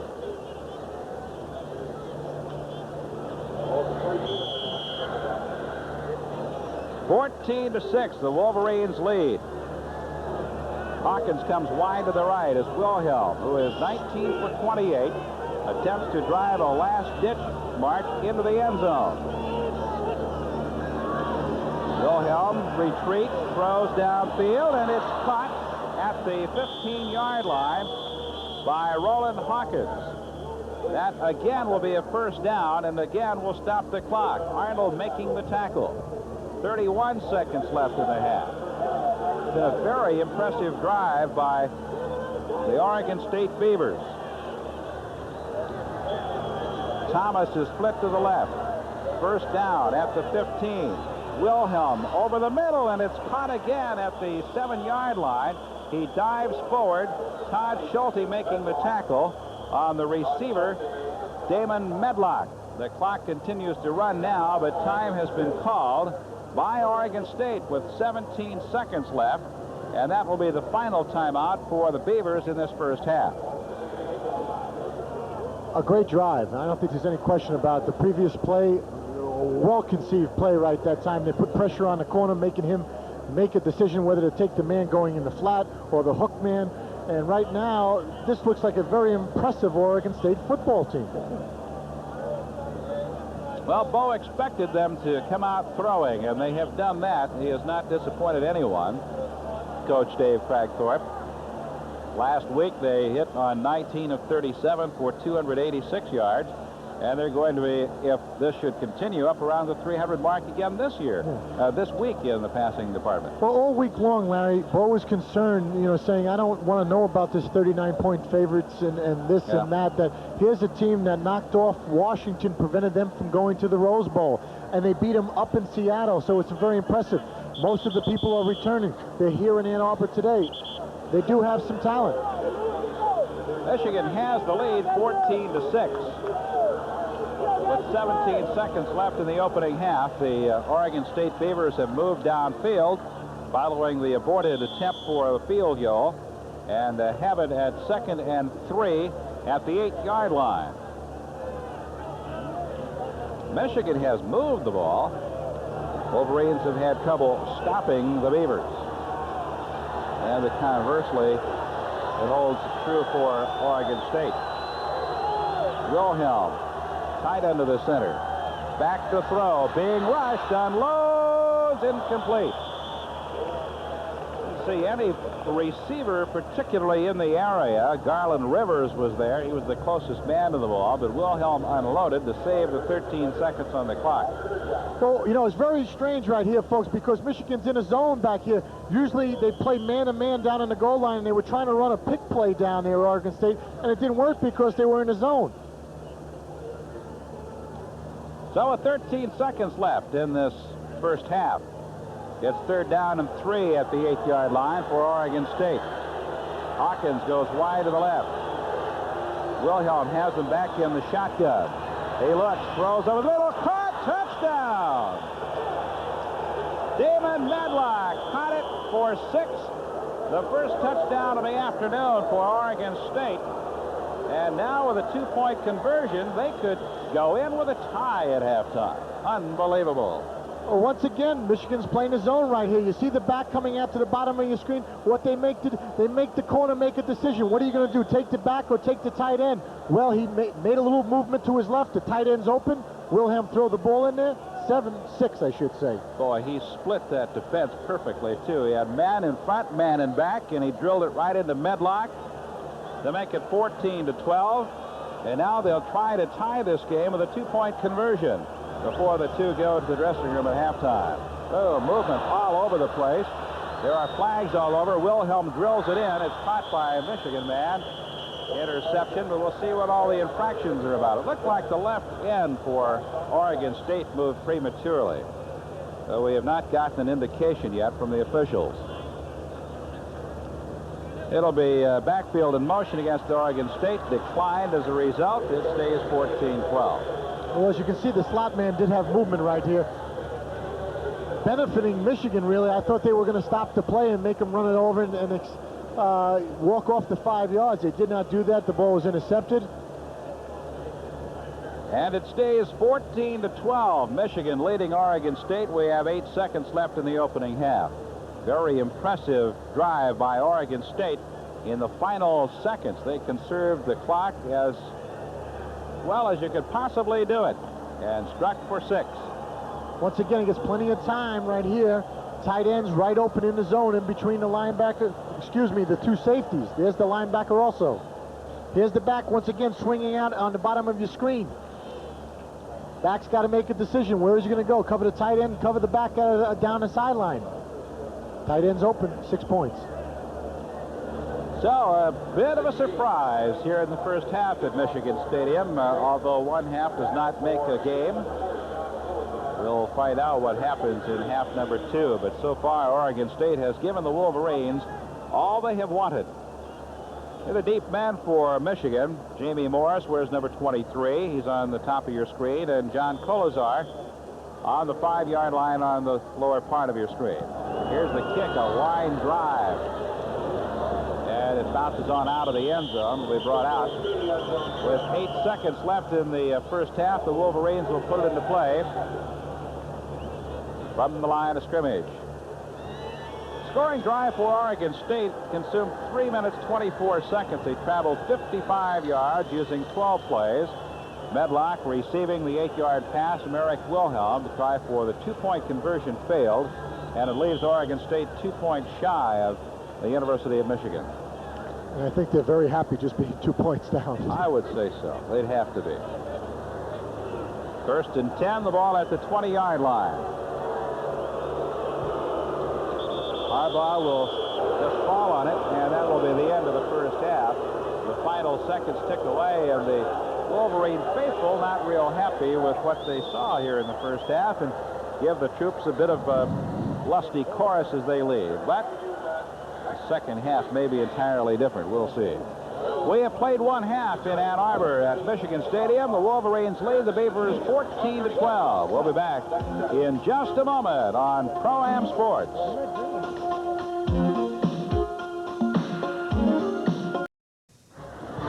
It's 14-12. The Wolverines lead the Beavers at halftime. Both teams have returned to the field, and the second half will get underway in just a few moments.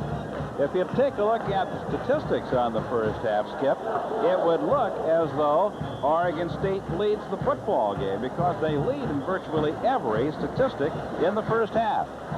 Yeah, they did. They've had very successful half, and I don't think anybody expected it, including us right here. As you can see, they have 15 first downs to 11 to Michigan. Rushing once again. They can't rush the football. I don't even know why they try. What do we have? 2 or 3 rushing plays the whole half.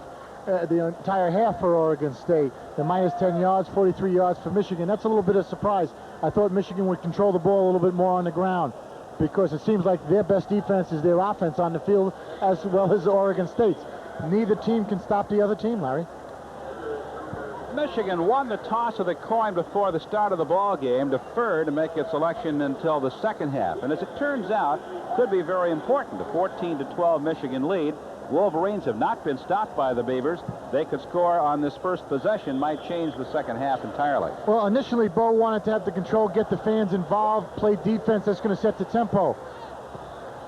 Well, it works out now really to his benefit because he does want the ball in the second half because he does want to have a long drive. He wants to take control of this football game. The Beavers kicking it out of bounds, a big kicking again, this time from the 30-yard line. Troy Bosanich kicking it out on the near side, so he'll have to move it back to the 30-yard line. Leading ball carrier for the University of Michigan in the first half was Morris. He had 59 yards rushing. You mentioned Oregon State didn't have many rushes. As a matter of fact, they had a total of 7 in the entire first half. For a minus 10, huh? For a minus 10. That's not real good. Yeah, a little bit. Wolverines lead it by 2 points. Thank you. As Bosanich gets ready to kick again. Jamie Morris and John Colazar are the deep men for the University of Michigan. They stand at the 6-yard line. Now the kick straight down the middle, and it's a dandy. Carries all the way into the end zone, and Colazar downs the ball. Boy, he really got a foot into that one. He has a trailing wind, but he had a boomer, and it'll be brought out to the 20-yard line where the Wolverines will put into play. This Oregon State team has done a few surprising things today, Larry. Once again, once you thought that maybe they were going to get field position on this initial kickoff, and all of a sudden he kicks it to the end line. It'll be a first down for the Wolverines at their own 20. They send Ken Higgins wide to the left as a split left end. Colazar is flanked to the right. using the I formation. White is the fullback. Morris, the tailback, gets the call. He's out to the 30, breaks the 35. The foot races on at the 50. Hemmed in, reverses, and spun down at the 45-yard line. And we got a face mask also. A 35-yard run by Jamie Morris, brought down by Page. They'll tack on more following the face mask penalty. All right, right now, Bo is trying to take control of this game in the second half. Nothing fancy about that man-on-man blocking, and it's all Jamie Morris show right here. Does a great job eluding a couple of tackles, makes the thing, and there's the face mask right there, folks. Jamie Morris, the little guy at 5'7", 179, with a 39-yard scamper. The face yard mask penalty carries it down to the 40. Once again, a nice big hole for Jamie. He runs well, eludes a couple of tackles there. And right now, we're going to see the face mask come right into play. It's a 5-yard penalty. It was not the big one that could have been slapped on. White hemmed in and is going nowhere as he spun down at the 39-yard line. Gerald picking up about a yard. Jeff Schneider, a junior from Portland, Oregon, making the tackle. Colazar back into the ball game along with Derek Walker for the Wolverines, Ken Higgins, and Greg McMurtry. Check out. McMurtry, you'll recall, was a fellow that was a first-round draft choice for the Boston Red Sox. Decided to forego professional baseball in order to get a college education here at the University of Michigan. Colazar, the lone flanker, he's to the long side of the field. Harbaugh back to throw, being rushed. He's hit and spun down for a loss back at the 46-yard line. A good play by Gino Mingo, who made the tackle, and he dropped Harbaugh for a big loss. They'll spot it at the 48.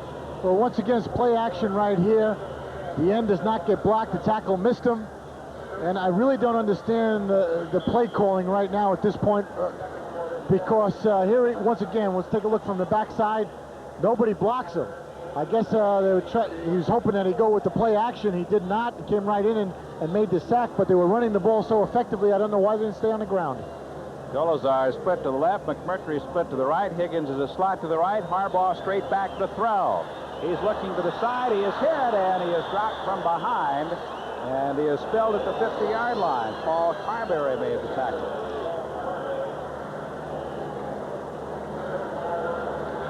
Harbaugh comes back right now. He's got good protection right here. You can't blame the protection right here. Gets plenty of time to throw the ball. Oregon State just did a fantastic job of covering downfield. Levance Northington is the lone deep man for Oregon State. Stands at his 10 as Monty Robbins, the senior from Great Bend, Kansas, delivers the punt, and it's a dandy. A high floating kick. Northington at the 15 is punched at the 17-yard line. I don't think he saw him coming. A 37-yard punt, a 4-yard return, and Northington went down in a heap as Bob Perryman was downfield along with McIntyre. And it was nothing but a big crash. There's a man with a lot of courage. He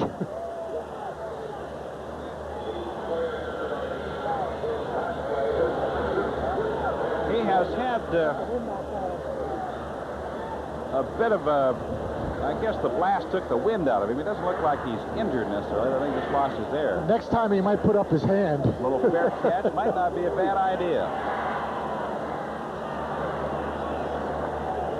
That was the first punt of the day for either team.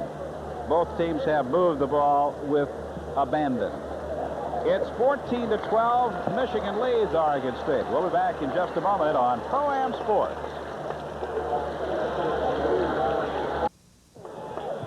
Now it's back to the baseball beat here on Pro-Am Sports. And Monday evening, the Toronto Blue Jays will be in town, opening a 4-game series with the Detroit Tigers. We'll have it all for you live from the corner of Michigan and Trumbull. Airtime 7:30 on Pro-Am Sports Monday night.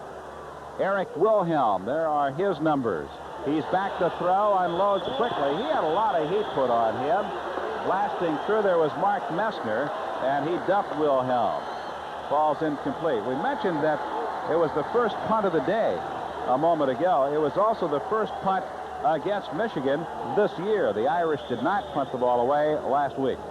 Well, right now, the offensive guard, it is a screen to the right side, but he does have to get a piece of that defender before he goes out and tries to make a block in the flat area. You do have to contain it. The ball has to be secured before you can do anything. It'll be second down, 10 yards to go. Roland Hawkins comes wide to the right. They have a flanker wide to the left. That's Montana. Wilhelm to throw to the far side, and it's broken up. Nice effort on the part of the University of Michigan's McIntyre, who reached up, got both hands on him, and Wilhelm went down in a heap. McIntyre does a great job right here. We're taking a look at Wilhelm. He's throwing into coverage. It's his own defense once again. He almost makes a great grab, trying to get to the tight end that time. It brings up a third down and 10. This Michigan crowd trying to help stir up the Michigan defensive unit, which has shown a pretty good effort in this series. Well, I think the crowd is in shock, really. Nobody expected this game to be 14-12 at this point. Big third down and 10 for the Beavers. Wilhelm is asking for some quiet. He cannot hear, operating out of the shotgun. Or he can hear, but his teammates cannot. It has been sort of a placid crowd here so far this afternoon. They've been sort of stunned into a silence. Michigan leading by only 2 points. Well, you know, you start the second half, they get the kickoff. Jamie Morris makes a heck of a run, gets the ball down to about the 38-yard line, and all of a sudden the drive stops. They go to the air, get sacked a couple times. I think the crowd and Bo and everybody's waiting for Michigan to take over. It doesn't seem to be happening, and we're not running out of time. We have another 2 quarters left of football to play, but it's still a shock to a lot of people in the stadium. We have 12 minutes and 11 seconds left in the third quarter. Wolverines leading at 14-12. And they junk the shotgun now with Wilhelm tight under the center. A flanker wide to the left, sends Thomas in motion to the left. That's the long side. Wilhelm throws to the far side. It's intercepted. Nope, goes up. Ivan Hicks had it right in his breadbasket, but could not hold on. And it fell incomplete. But it brings up fourth down for Oregon State. And the Michigan defensive unit gets a standing O as it leaves the field.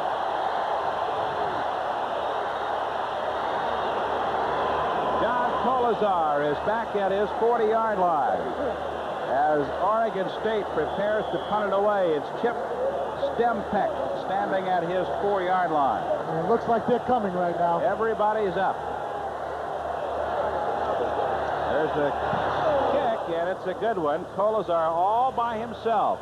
Takes it at the 35. Runs parallel to the yard line stripe, and he is dropped at the 39-yard line on the far side. A 47-yard punt by Stempeck and a 5-yard return. So the Michigan defensive unit makes itself known. And now the Michigan offensive team checks on to see if they can get 6 on the board. And I would think this time now, the second possession in the second half, Bo is going to have more of a ball control type of offense right now. Take control of the line of scrimmage with his big offensive line and see if he can't put 7 on the board. 11:55 left in the third quarter. The Wolverines have the ball just short of their own 40-yard line. Morris runs to his left. He is hit from behind and spun down at the 45-yard line. Lost the ball, and Oregon State recovers at the Michigan 45. It was Haggerty and Odegaard. There's the handoff to Jamie right now, running left. Let's see if the ball gets punched out. It does get punched out by a defensive tackle right there. He scrambles around, the ball's in the air, and Oregon State recovers it. Big turnover for Oregon State. Number 90, Haggerty. The Beavers have the ball on the Wolverines' 45-yard line. A first down. Thomas in motion to the left. Wilhelm back to throw. Being rushed. He's hit and dropped for a big loss. Dave Fulkerson came blasting through and drilled him from behind. He got some additional help. But this Michigan defensive unit is now a fired-up ball club. Well, as we take a look at this right now, 77 does miss his block, but The quarterback should have stepped up into the pocket. He went where the pressure was. He came out of the pocket right into the flow of things. Should have stepped up into the pocket. A big loss. 10-yarder. 2nd and 20 for the Beavers. We're back now on their own 45-yard line. Ori comes wide to the right. Montana split to the left. Wilhelm changing the play at the line of scrimmage. Wilhelm back to throw to the sideline. Incomplete. Intended Montana and broken up on the far side by Garland Rivers. Heron was also there, and it'll bring up 3rd and 20. Well, this pass never should be thrown. He's thrown into double coverage. He's floating the ball out into the flat. No reason to throw that pass at all. Once again, we have another angle at it. As you can see, the linebacker's up there, defensive back into double coverage. That's a good way to get a receiver hurt. 3rd and 20 at the 45-yard line in Oregon State territory. Wilhelm over the middle. It is caught by Medlock after having been deflected by Todd Schulte. I believe it was Todd that got both hands on it, squirted through into Darren Medlock's hands. He grabbed it at the 37.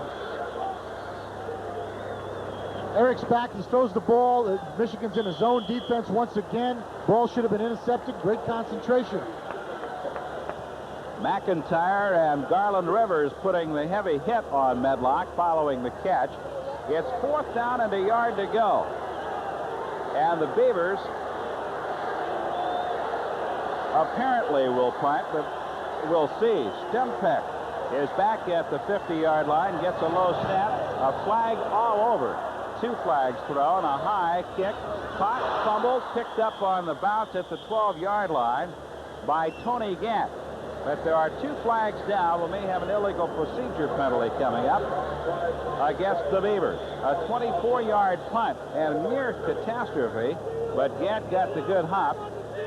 Illegal receiver downfield is the call against Oregon State, so that'll be a penalty of 5 yards. You can see there's not a whole lot of pleasure being displayed on the near sideline at the moment. Well, the ball would end up on the 12-yard line if they elect to take the ball at that point. I would think they would try to make him kick the ball over Yeah, again. I would think so.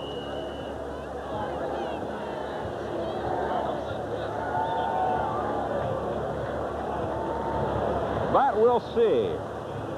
Andy Moeller is passing the word along to the official, and it looks like they're going to make them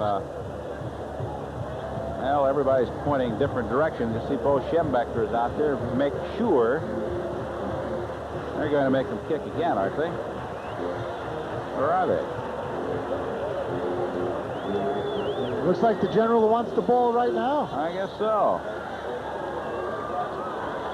Well, there must have been something else that happened here. Must have been a penalty following the received.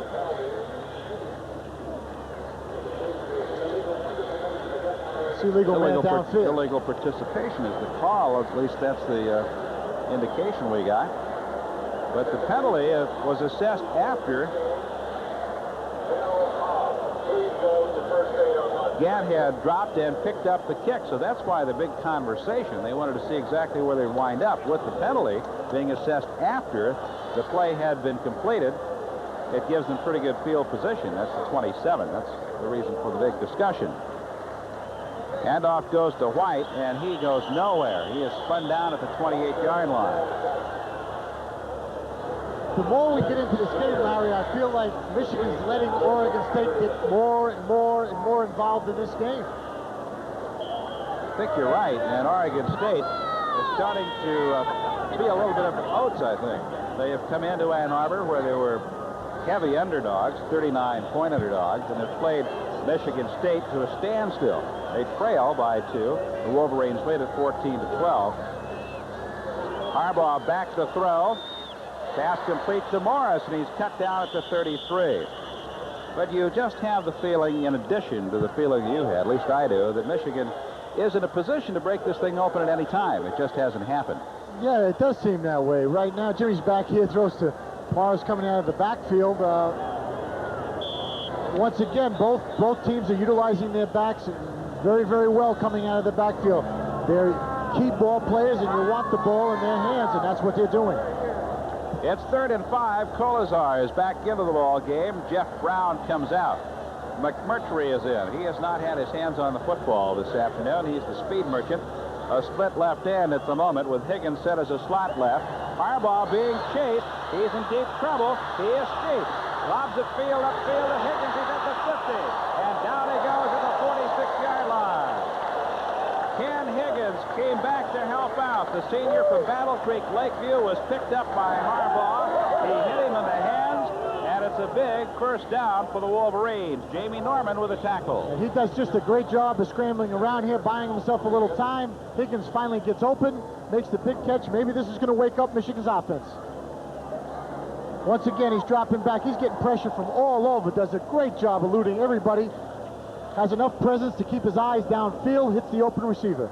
Now Morris picking his way across the 45 to about the 43.5-yard line. Jamie Morris, carrying for the University of Michigan, was hit and decked by Mann. 7:55 left in the third period. Michigan 14, Oregon State 12. You know, I've been saying this all half, but I would just think that Bo would want to try to take control of the line of scrimmage right now. It's a good time. He's in 4-down territories on the 45 with this type of offense. Go after Oregon State. And I'm going to be interested to see if they don't put the ball up and just run the ball right here. They've had a good Well, they were going to throw it. Yeah, Mike Hussar started backpedaling a split second too early, and that'll cost him 5 yards. It certainly does upset coaches when things like that happen. Hussar, one of the big down linemen up front. They averaged 285 yards a man, led by John Elliott at left tackle. He goes at 306. Hussar at 289. Vitale's at 289. Hammerstein at 285. They're big guys up there. Hussar's 289, and he's the quick tackle. Yeah. Second down, 13 yards to go. Harbaugh gives to Morris. He's got some room. Goes outside the 45, cuts back 40, and spun down at the 37-yard line. Looks like he'll be short of a first down. It was Page that came up and made the tackle on the junior from Ayer, Massachusetts. Well, once again, the Jamie Morris show. This is a very, very good running back. Once again, the quickness gets to the outside very quickly. All of a sudden now, second and long turns into third and short. Bob Perryman comes into the ball game for the University of Michigan. McMurtry and Higgins check out. Michigan looking at a third down, less than a yard for the first down. Will operate with a pair of tight ends and the wishbone, with Perryman running from the fullback spot. Harbaugh fakes the handoff. Nope, he gave it to Perryman. He went right into the middle. And from here, it looks as though he picked up the necessary yardage to near the 35-yard line. Tackle was made by Saunders for Oregon State. It's going to be interesting to see if one time Bo takes a shot, Larry, that it seems when they go into the wishbone offense, Oregon State brings up everybody defensively. There's only put two backs up. They almost have a 9-man front. If he ever fakes it and goes up on top one time to a pass situation off the wishbone. Well, it's certainly a possibility. I think Bo's looking in terms of the short yardage situations with the wishbone, at least early in this season. It is a first down, 1st and 10 for the Wolverines. Harbaugh back to throw on first down, throws over the middle. It's caught by Higgins at the 20-yard line. He goes down immediately. And a nice tackle in open field by Kevin Scott. But again, there was the senior from Battle Creek Lakeview, Ken Higgins, cutting across from right to left, and he drilled him right on the numbers. He does make a nice pass right here, but once again, I don't understand why two receivers are right in the same spot. Had two receivers coming across doing post patterns, and very strange. Maybe somebody was in the wrong spot, but it was a completion. First down for the Wolverines. Higgins is split to the left. McMurtry is flanked to the right. Harbaugh turns, gives to Morris, picks his way for about 4 yards, down to near the 16-yard line. Saunders again in on the tackle for Oregon State University. 5:23 left in the third quarter. Michigan 14, Oregon State 12.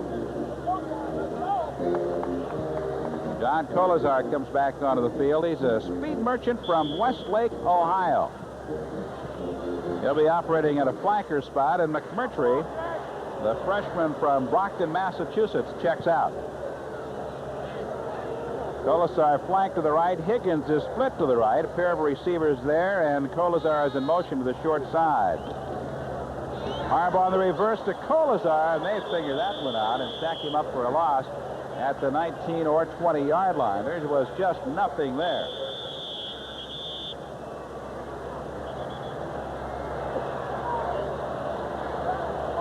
We have an Oregon State player down. I believe it's Alfieri, the junior from Seattle, that is down. And while we have time on the field with 4:42 left in the third quarter and Michigan leading it 14-12, we'll pause for a moment on Pro-Am Sports. Larry Osterman and Skip Mackholtz at Michigan Stadium in Ann Arbor, where the Wolverines lead the Beavers 14-12. And before we go any further, we'd like to thank our baseball partner, Jim Northrup, for doing a great job handling the spotting here this afternoon. He's been a busy man. Wolverines have outrushed the Beavers by considerable. That's a -22 for Oregon State. Harbaugh back to throw on 3rd and 11 over the middle, and it is incomplete. Intended for Colazar as he was knifing across parallel to the yard line stripes. Would not have been much of a gain had he held. He did not, and the Wolverines will try for 3. Pat Moons, the senior from Fort Lauderdale, will check onto the field and will attempt the 37-yard field goal for Michigan. 4:25 left to be played in this third quarter. The snap, the spot, the kick, it's long enough, and it is good. So Pat Moon splits the uprights, and the Wolverines tack 3 more onto their lead. With 4:21 left in the third quarter, it's now Michigan 17, Oregon State 12.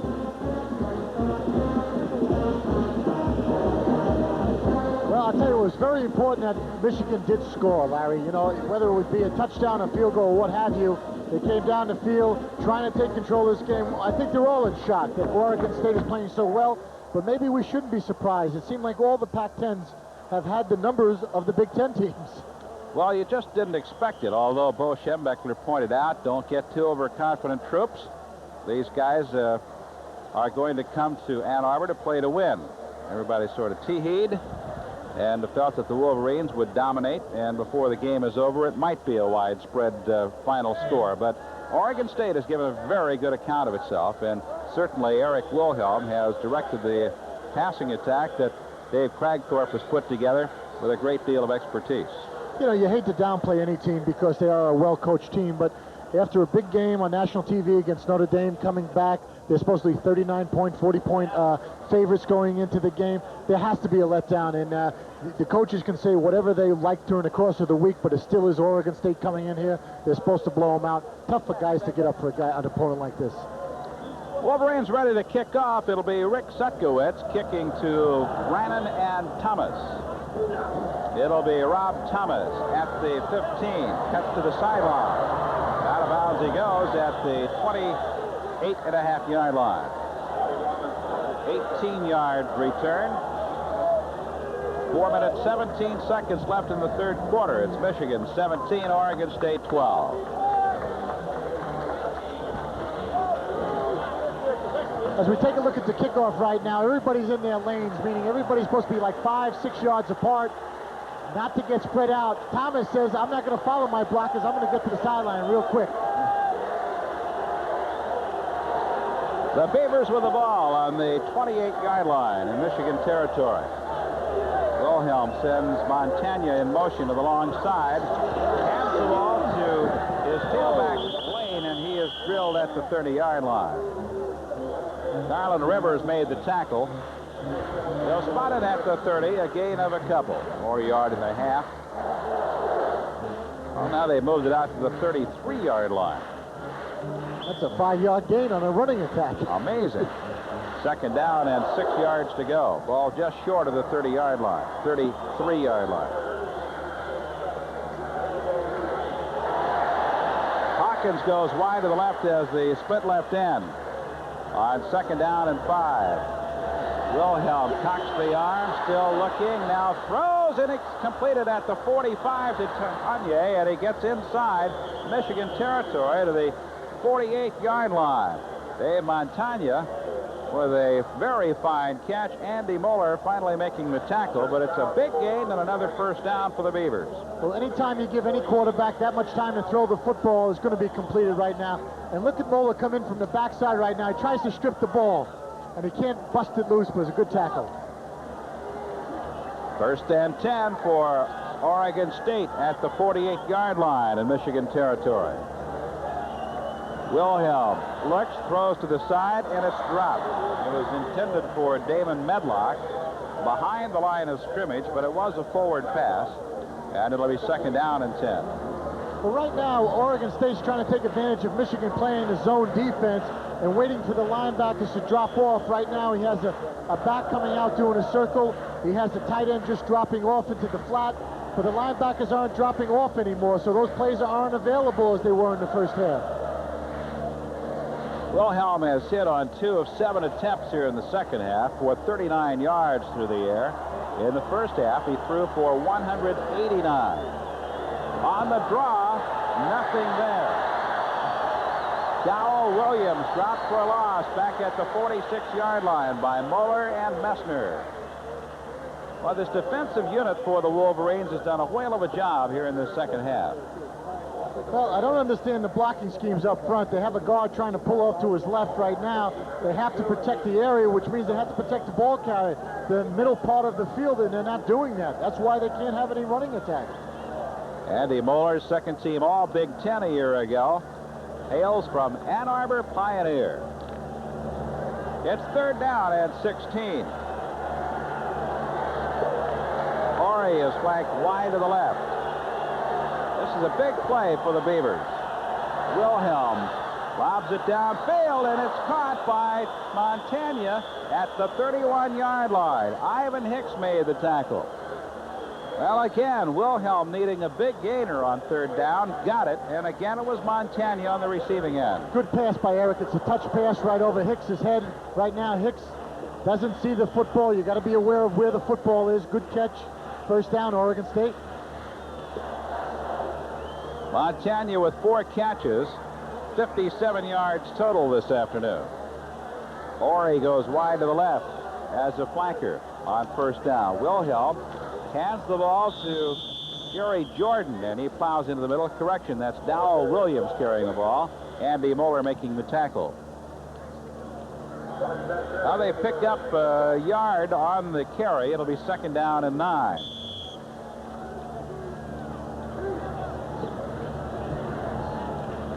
Tim Schulte back into the ball game for the University of Michigan.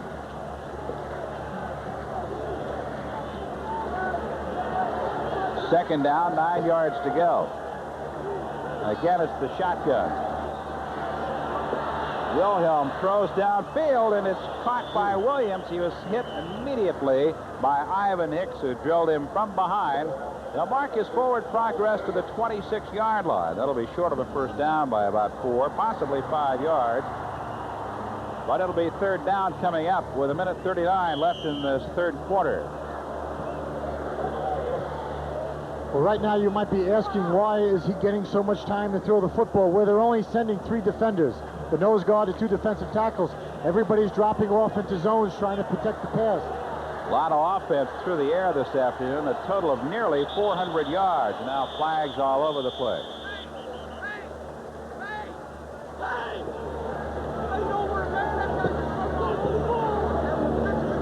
See what the infraction is in a moment.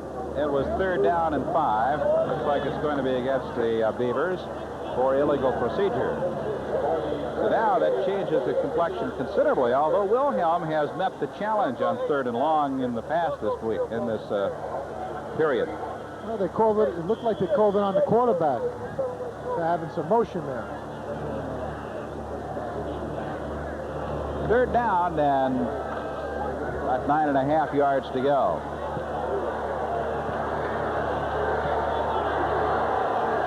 Well, at the 31-yard line. Wilhelm being hit. He is dropped for a loss. Lost the ball. Michigan recovers at the 43-yard line. It was Willingham.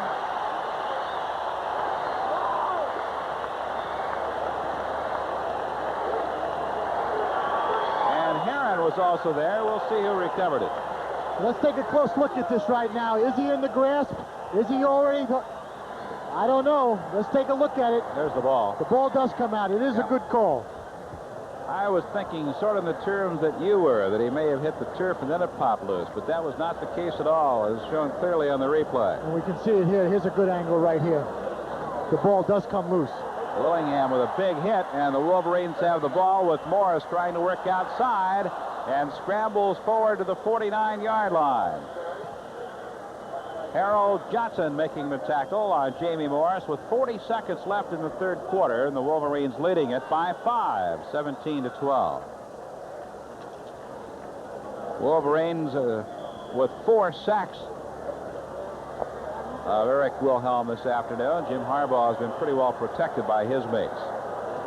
Second down and 5 for Michigan. The ball at the 40. Whoops. John Vitale gave him a little fake with a snap. He lifted the ball. Watch this, guys. That's kind of cute.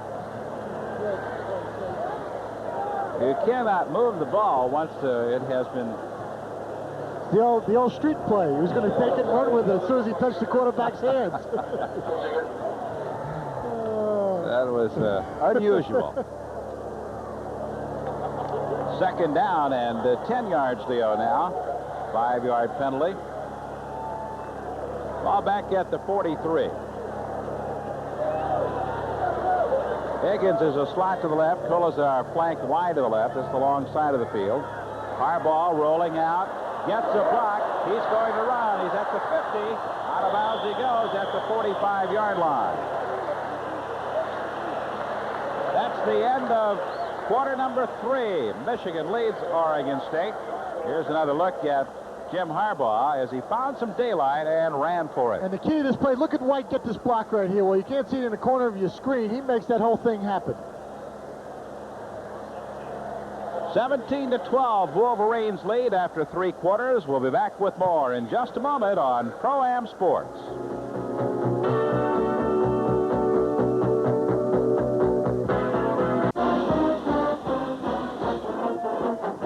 17-12, Michigan leads Oregon State as we get ready for the final quarter of the home opener of the 1986 Michigan campaign. And look at the shot White puts on his back. Oh, I'll tell you what, you like backs that'll block, and he's not afraid to put his head in there. You gotta like that. You gotta be very impressed with these tailbacks that Michigan has. I know I mentioned it earlier, but I love to be a coach and have a White and a Morris. Makes you look pretty good, doesn't it? It's a first down for Michigan. The ball at the 45 in Oregon State territory. Harbaugh looking left and right. He has Higgins split to the left. That's the short side of the field. Back to throw. He's got a man open. Colazar knocked away beautifully. Coming up quickly was Teddy Johnson, who got the hand out there. But there are flags on the field. And you know what the penalty is? It's offsides on Oregon State. The man lined up offsides. I can't understand how a lineman cannot look down the line of scrimmage.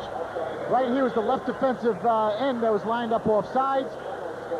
And it's amazing. And here's the quarter. Here's a nice play by a defensive corner right here, knocking the ball away. Colazar was open for a moment, but Teddy Johnson recovered quickly. He's just a sophomore. And knocked it away. Offside against Oregon State. You're questioning how a lineman can line up offside. And you were telling me just a moment ago about linemen. And they were all positives. That's defensive linemen. Oh, I see. Now we're going to do that. First and 5 for the Wolverines at the 40-yard line. Pitch back to Morris. Gets a block, wants to turn the corner, can't do it. He is hemmed in as the Beavers spill very quickly on the near sideline and cut him down at the 49 with Giacomelli and Alfiaro coming in. Jamie Morris has had a good day running out of that tailback slot. He had 77 yards last week against the Irish. Great job by Oregon State this way, stringing it out, waiting for pursuit to catch up, and it does catch up. Great job that time. You can't gain yards going east to west. You have to go north and south. Higgins flanked to the left, and now the Wolverines reset Jeff Brown as a tight end on the right. Morris up the middle, spins beautifully across the 35 and struggles to the 31-yard line. Tackle made for the Beavers by Bucko Mendenhall and Phil Alfarari. Another first down for Michigan.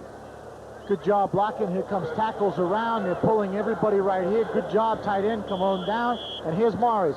Spins out of one tackle. Does a good job. I'll tell you, people like Morris and White, once again, you got to get them the football, whether it be throwing or handing it off to them. They're too valuable not to have the ball.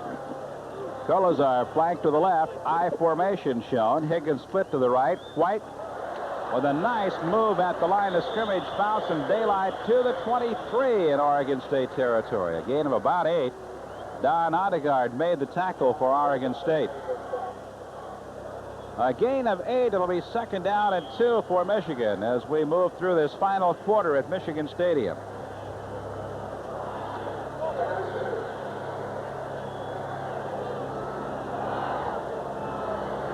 Total offense statistics quite even. The Wolverines with a 31-yard edge. Second down and 2. Harbaugh gives to Morris, hung up, a little delay, crashed again by Mendenhall, and decked at the 21-yard line. That's going to be short, I believe. We'll have to wait for the mark now, but it appears initially as though it may be short. Sanders made the tackle on him. Look at Morris right here. He's going to get stopped in the backfield, breaks this tackle. There's another tackle going to come on right here on your screen. Boom, breaks that, and he's trying to get to that stick. I'll tell you what, this is a powerful young man for a man that's not very big. 5'7", 179. Third down, less than a yard to go for the first down. A pair of tight ends on the wishbone now. Harbaugh keeps the ball, comes outside, 15-10.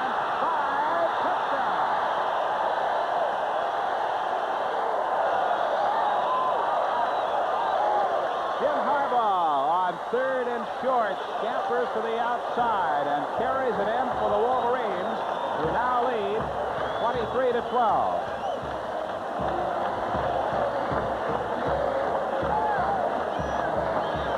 As we're watching the option right here, he's coming down the line, reads it properly, tucks it, and here we go. Shows good speed. Try for the point will be attempted by Moons. This is a very dangerous time for Oregon State right now. This is where a lot of things can happen to them. They got to try to get back in a football game, and I don't know if it's possible. Waiting for the snap. Robbins will spot it. It's down, up, and it's through. And Michigan now leads it by a score of 24-12 with 12:19 left. We'll be back with a kickoff in a moment on Pro-Am Sports.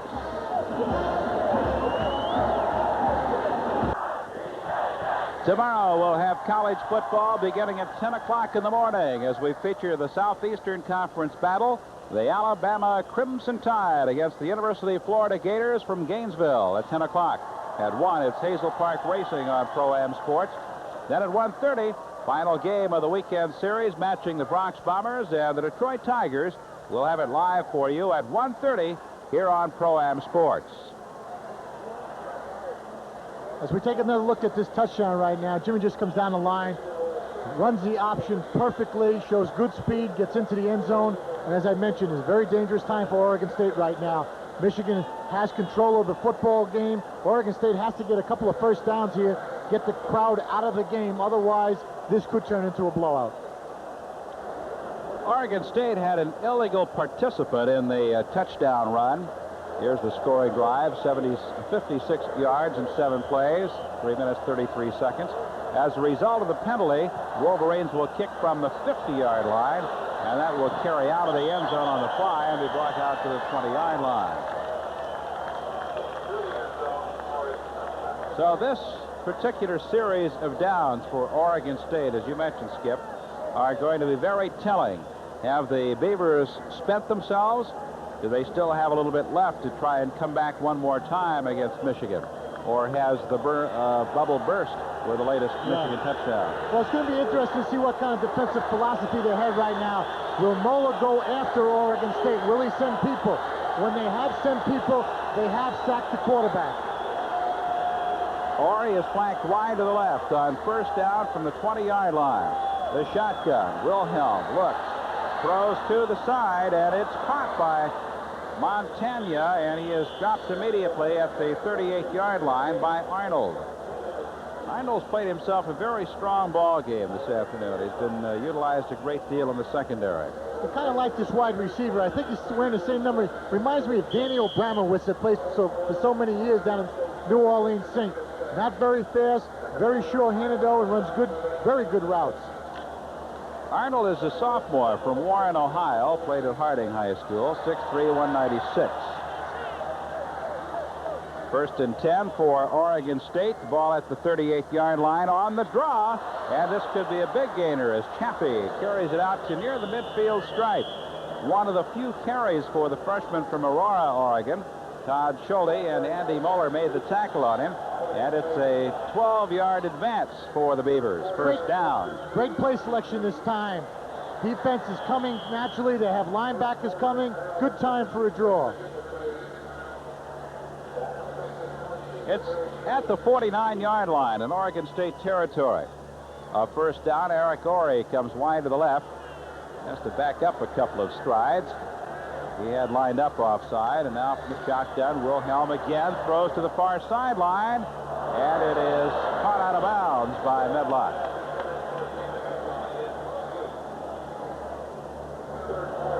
.11:21. The clock has stopped with the incompleted forward pass. 24-12 Michigan. Well, he's attempted 44 passes, so we were right in that neighborhood. We still have 11 minutes to go. Bo thought he would throw at least 40 times. That is the case. Yeah, he has a chance to put a few more up there.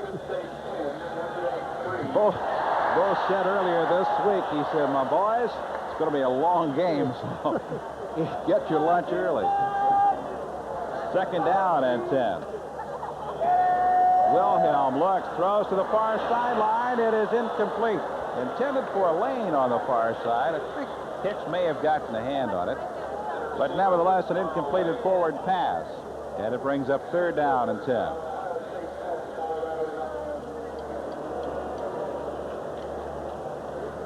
Well, regardless of how this game turns out, Oregon State has to feel somewhat pleased with this performance here. A big underdog came in and given the Wolverines through 2.5 quarters all they wanted. Now it's third and 10.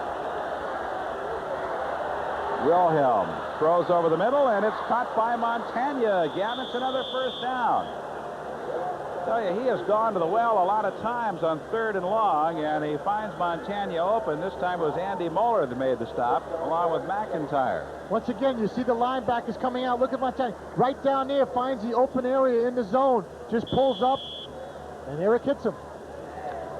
Another first down. Montagna going off the field on the far side for a bit of a breather. He took a pretty good jar that time. He certainly did. Ori is split to the left. They have Hawkins as a flanker to the left.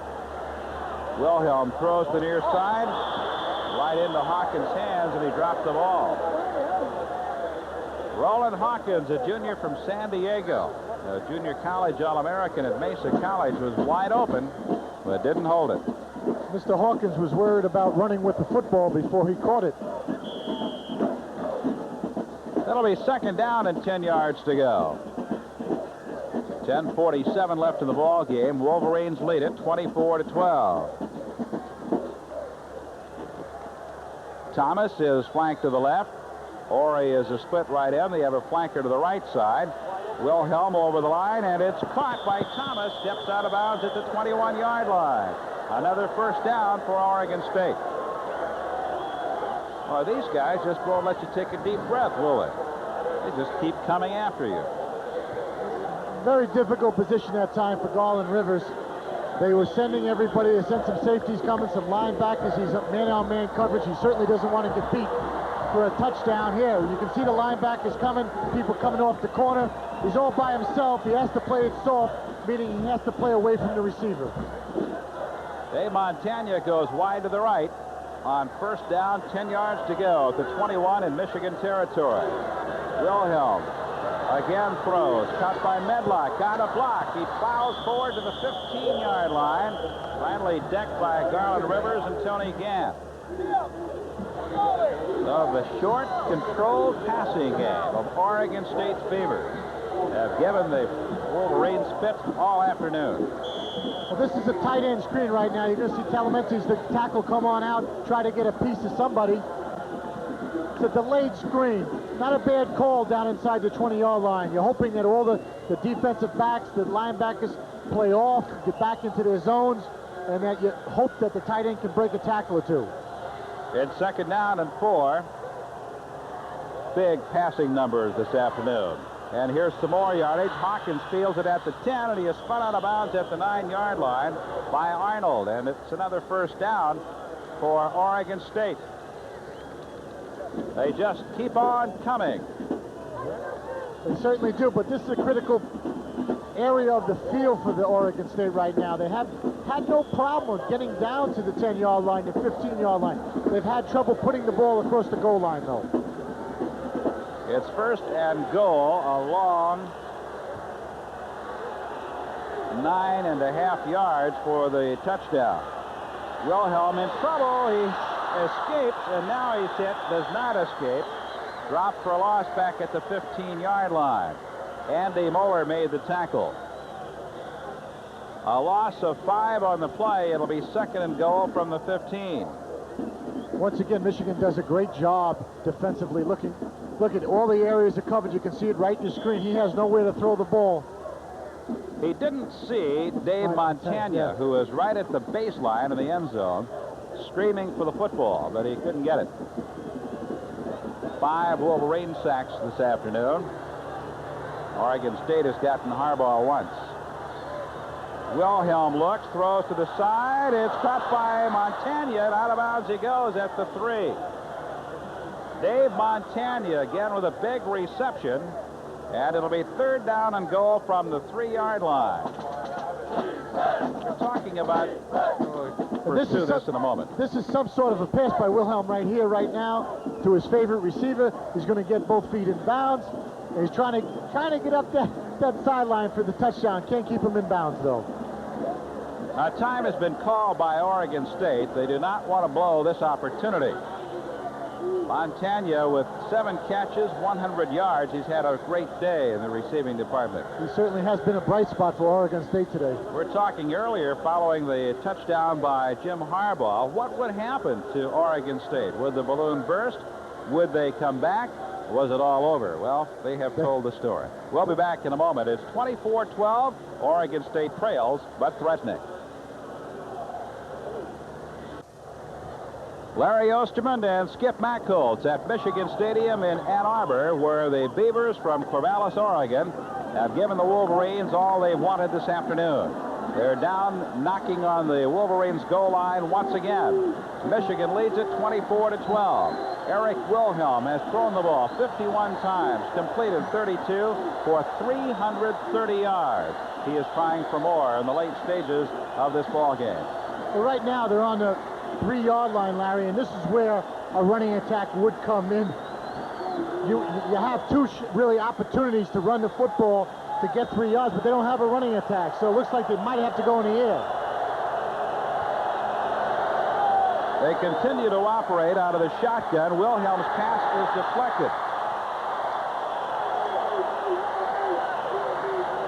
I believe it was Washington that got in there, but maybe not. We'll see in the replay, perhaps. Yes, it is Washington. It is Washington right now. Deflects the ball. Even if he didn't deflect it, that play was going nowhere. Now it's 4th down and 3. I'll tell you what, this is a silly call right here. Wait a minute, that wasn't Washington, that was Heron. They have 2 number 35s on the program here. That was Dieter Heron, who always comes through with a big play. We should have known that without even checking. 4th and goal from the 3. Wilhelm looks, throws to the corner, and this will be an incompleted forward pass, and the Wolverines will take over the football.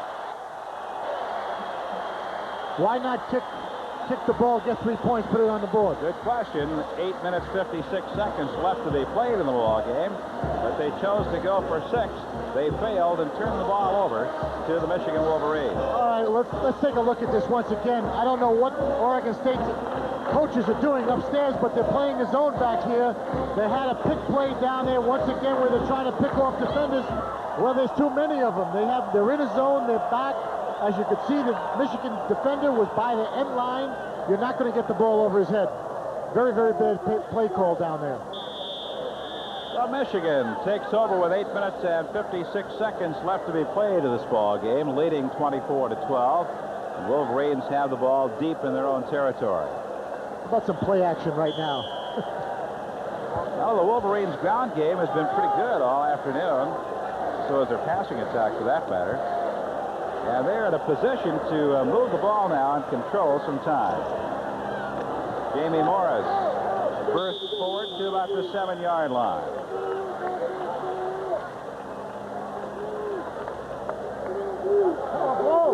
Harold Johnson made the tackle for Oregon State. The Wolverines will have a tough chore next week. They'll entertain Florida State from Tallahassee, and that'll be played here at Michigan Stadium. Florida State beaten by the University of Nebraska in its opener of the season. 2nd down and 6. Flank to the left is Colazar. Harbaugh gives to Jamie Morris. Nothing there, and he is drilled right at the line of scrimmage. Rich Haggerty came up and put a right shoulder in there. Page was also there. You know, Larry, as you mentioned, you really got to give your hats off to Oregon State here. They haven't died. They're playing football. They're playing a full football game right now when they could be disappointed. These defenses right now is really rising to the occasion. If they could prevent Michigan from getting the first down, maybe they can come back. They're going to get field position. Yeah, you're right. It's 3rd down and 6 yards to go for the first down.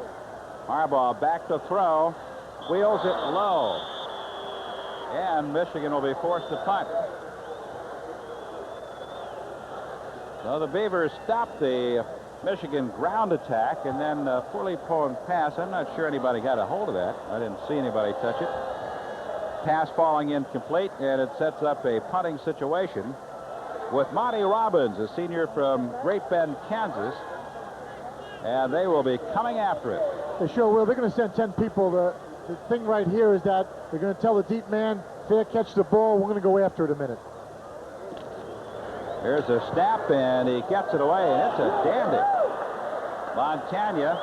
Oh, look at this. Takes a big Michigan bounce all the way down to the 25-yard line. That's what you call kicking yourself out of trouble. A 69-yard kick by Monty Robbins. Here's a man, you know, Oregon State's coaching staff's got to be a little upset right now. They have the man back that has the surest hands on the football team, and he elects not to catch the football. Dave Montagna is the man he's talking about. And look at him right here, folks. He doesn't have anybody in his face right here. He could catch this football. Elects to let it go by. It costs him another 20 yards. Well, it makes it a little tougher chore for the Beavers. Now they'll have to drive 75 yards. 7 minutes, 22 seconds left of the ball game. Trailing 24-12. Eric throws to the sideline, incomplete. Pass was intended over there on the far side for Rob Thomas, but he was hit immediately by Garland Rivers as the pass arrived. And all of a sudden, those passes that were so effective in the first half, the backs coming out, the 5-6 yard outs, they're no longer, why run them? They have to get down the field. They got to score 2 touchdowns here. And right now, Michigan will give up that type of play. 2nd down and 10. Wilhelm back at his 15, throws over the middle, incomplete, and a nice diving effort by Ivan Hicks Hicks has had a great game filling in for Doug Mallory, who banged up a knee against the Irish. And this is a nice play by Hicks right now. There was some confusion earlier. Nobody was out by the receiver. All of a sudden, Hicks comes over. It's a crossing pattern. Gets his hand and knocks it down. If he doesn't, look at the space in between him right there in the goal line. He had a lot of places to run if he caught that football. It was intended for Roland Hawkins, but Hicks made sure it didn't arrive. 3rd down and 10 yards to go, still at the 25-yard line. Rob Thomas split to the left. Got whistles. I'm not sure what's happening here. Timeout has been called. So with 7 minutes and 14 seconds left to be played in the ball game, Michigan leads it by a score of 24 to 12. And Eric Wilhelm, who's had quite a day with his aerial game, is over to talk with the head coach and staff.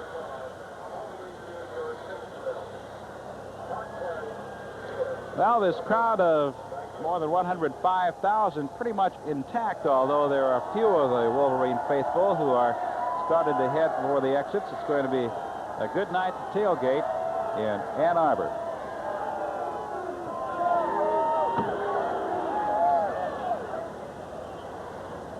Wilhelm is just a sophomore from Lake Oswego, Oregon. He's playing with a bunch of fellows that are new to him. He was redshirted in '84, and now a host of junior college transfers as Coach Dave Cragthorpe tries to pull his program back together as quickly as possible. He said he'd rather go with 4-year players, but he's in sort of a get-well-quick mode, and will have to go with the JC men and hope that he can become competitive with it. Well, you certainly do. A lot of coaches don't believe in junior college transfers, but it is that quick shot that you need sometimes, offensively, defensively, waiting for some of these younger ball players to develop. It's 3rd down and 10 yards to go. Wilhelm looking, he is hit, he gets away, unloads, and it's caught at the 33-yard line. Nope, it's incomplete. Montana had screened us from the play, but not the official, who immediately waved it off. He said he trapped it. We can see from this angle. Yes, we're going to have a good view of it right now. He gets away from one. Yep. That is a good call. The ball does hit the turf. So the 4th down has arrived. And Chip Stempeck will punt for Oregon State.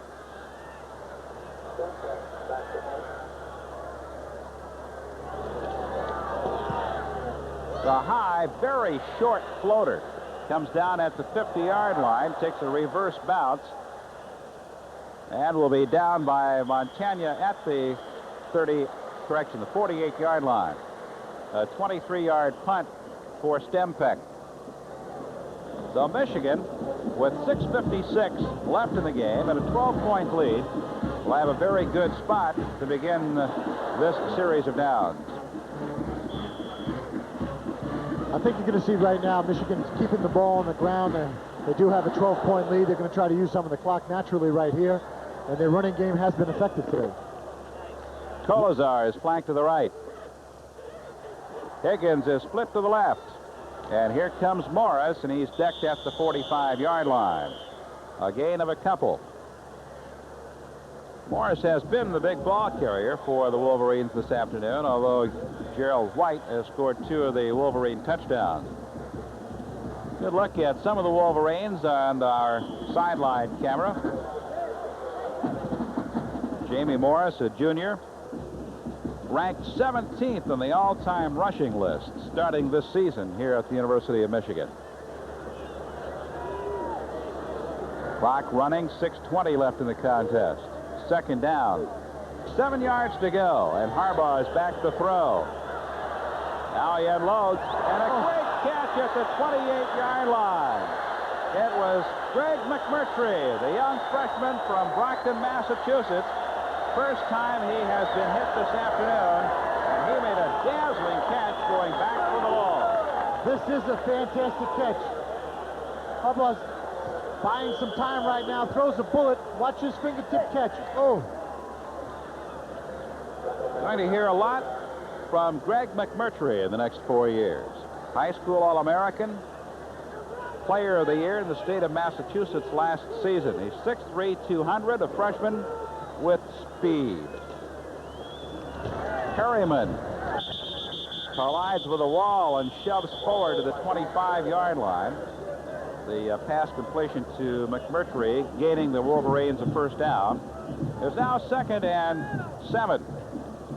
5:32 left in the ball game. With our microphones down on the field, you can still hear the shoulder pads popping. I'll tell you what, it's been a very, very good football game to watch. See Bo Schembeckler on the sideline. Elliot Uselak to his immediate left, one of his assistants. Harbaugh back to throw over the middle. Caught by Kolazar at the 5 on his feet. Touchdown, Michigan.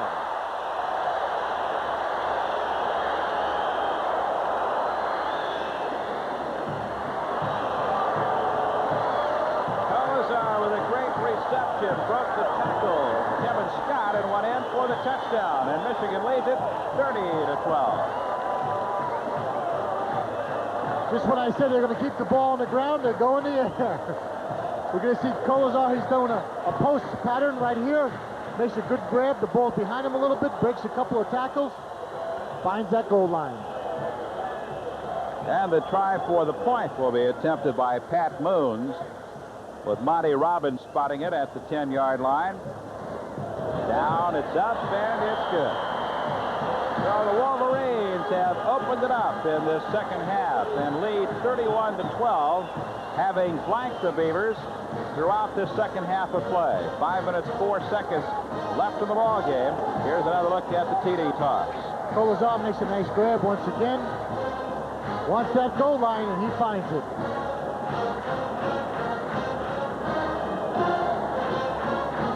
Well, the Wolverines have used both modes of transportation up and down this field this afternoon and into the end zone, the aerial game and the rushing game, and have built a 31-12 lead over Oregon State, a game that was very close at halftime, with the Wolverines leading by only a pair, 14-12. All through the game, Oregon State has done many, many good things out here on the football field, but Larry, it just seemed like Michigan constantly had control. Well, they did. Although the Beavers, you never knew whether they were out of it, whether they're going to realize that this game belongs to the University of Michigan. Here's the scoring drive, the latest for the Wolverines. 4 plays, 47 yards, a minute 52 seconds off the clock. Kolazar on the reception of a 25-yard pass from Jim Harbaugh. Moons kicked the extra point. Here's a line drive. It stands on end, bounces to the 10, and rolls out of bounds at the 7-yard line. So we'll start it over. Bring it back upfield for another kick. Well, the Wolverines with their 3rd consecutive non-conference opponent slated for next week here at Michigan Stadium. It'll be the Florida State Seminoles of Bobby Bowden. We'd like to take a minute to thank everyone who worked on today's telecast. The executive producer of Pro-Am Sports is William Glenn. The senior producer of College Football 86, Michael Smith. Our producer and director on this afternoon's telecast, Jerry Hausfeld. Today's coordinating producer is Jim Holly. And our associate producer is Frank Albin. Our production coordinator, Kristen Studebaker, and the production manager of Pass, Christine Accavelli. Also like to thank Barry Smades, who handled the statistics here this afternoon, and Jim Northrup, who did all the spotting for us. And thanks to everybody on the crew, down on the field, production truck, and everybody. It's been a lot of fun, and we appreciate your help. Excellent job. 5:04 left in the game. Wolverines 31, Oregon State 12. And Rick Zetkowitz will kick off again for Michigan, this time from the 30-yard line.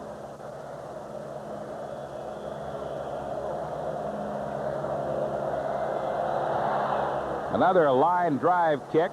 This gets past Rob Thomas. He has to chase it into the end zone, then it goes on out, so it'll be brought to the 20-yard line. Much better kickoff rule this year than we had, what was it, 2 years ago, when you kicked the ball into the end zone or out of the end zone of the fly, you bring it out to the 30-yard line, and a penalty against a good kicker. For being able to kick the ball, that's what it was. At least this way, your good kickers are not penalized, and those who want to see the kickoff return get to see it also. Let them bring it out. Yeah, let them go out there and carry it. 5 minutes, 4 seconds left. Eric Wilhelm has had quite an afternoon, but it has been in a losing cause for the Oregon State Beavers. Ball at the 20-yard line. A first down for Oregon State. Wilhelm dumps it off to the right side, complete to Medlock, and he is stopped. May have lost a half yard on the play. Medlock slow in getting up. Andy Moeller, the senior from Ann Arbor Pioneer, making the tackle. And Bishop was also there. Looked like he got tackled and landed on the ball. I think he just had the wind knocked out of him. That is painful, though. Very difficult situation right now for Oregon State. They're down. They have to make three touchdowns to win this football game. Michigan knows they have to throw the ball long, so they can't throw the ball long. They're trying to throw it short. The clock is still running. Everything's favoring Michigan right now. Indeed it is, and for good reason. They have put themselves in a position now where it's going to be almost impossible for Oregon State to catch them. Montagna makes the reception on the near side, but the clock continues to run as he hit the turf before going out of bounds. Tony Gatt making the tackle at the 26-yard line. Once again, Eric goes to his favorite receiver, down and out. Nothing fancy. They got the zone, double coverage over there. But it's not a first down, and the clock keeps on running. It shows 4 minutes, 4 seconds remaining to be played. Eric Ori goes wide to the right as a split receiver. And a quick pass over the line complete to Montagna, and he is really drilled at the 29-yard line. Eric Campbell came up and leveled him. Montagna has had a big day in pass reception, but on occasion he has paid dearly. He came to Oregon State as a non-scholarship player. Became a backup wide receiver a couple of years ago, earned himself a spot on the scholarship list and in the starting capacity, but he is a worn-out young fellow right now.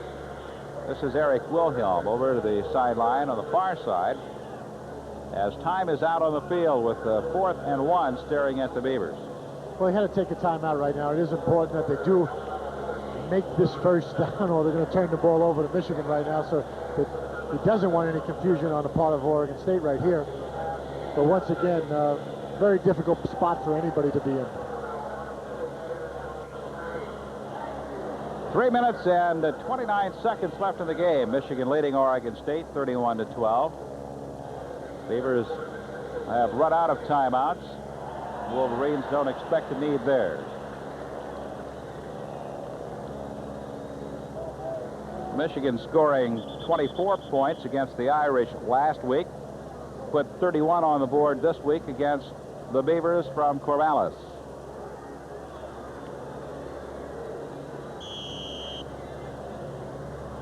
Fourth down and really less than a yard to go for the first down. Ori is split wide to the left. Montagna is a flanker to the right. Wilhelm tight into the center as the Wolverines put 4 men on the line of scrimmage. The linebacker's very tight, and Wilhelm scrambles, shoves forward, and may have picked up the necessary yardage for the first down.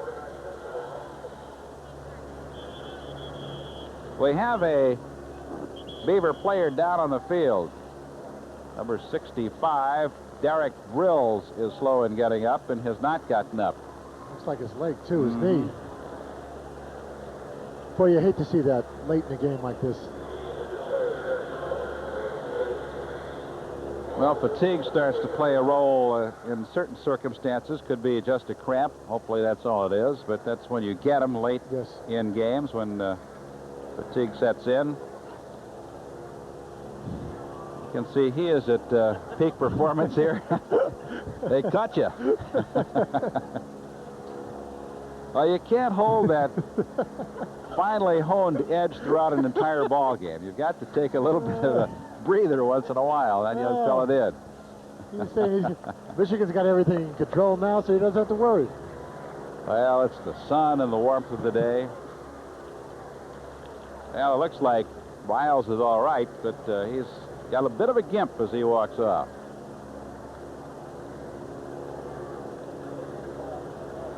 Could be cramps. Wilhelm did get the first down on the quarterback sneak. And as soon as Bryles clears the field, we'll resume play with 3 minutes, 26 seconds left in the ball game. And the Wolverines leading it 31-12.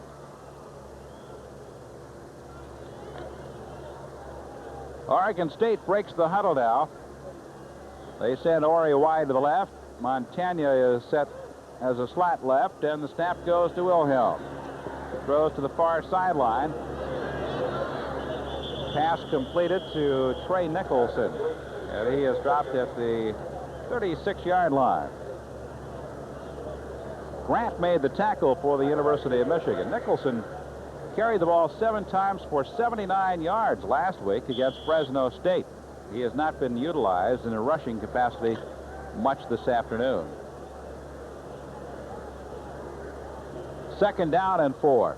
It's been an aerial confrontation from the start as far as Oregon State's concerned. Chappie makes the catch in open field, gets out to the 40, and spins forward to the first down at about the 42-yard line.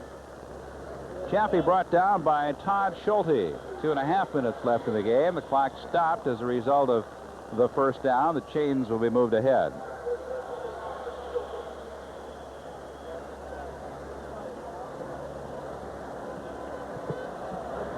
Now, this game has served a lot of purposes for Bo Schembechler. He has had an opportunity to play a number of people, get them some game action against someone other than your own teammate. Inside handoff going to Nicholson. He gets out to the 50-yard line. He'll be short of a first down by 1.5 yards. Wolverines have an opportunity to work on a few things that they were not pleased with against Notre Dame, and certainly have had their pass defense tested. Well, they're still going to have to do something about that. They're not getting a pass rush at all.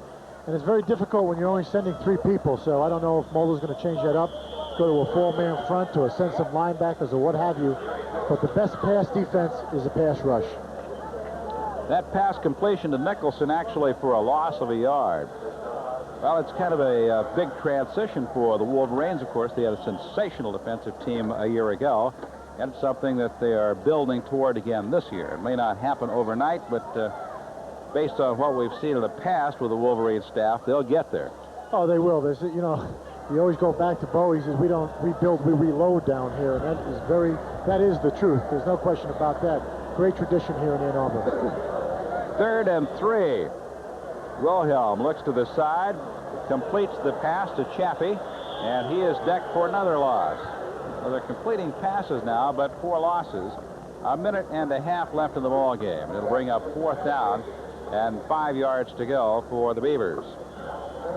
That was a screen that time, a delayed screen to the right, and it wasn't set up very, very well. And that's being nice. Looks like they're going to go for it with the clock running, 1.9 minutes left. 4th down and 5.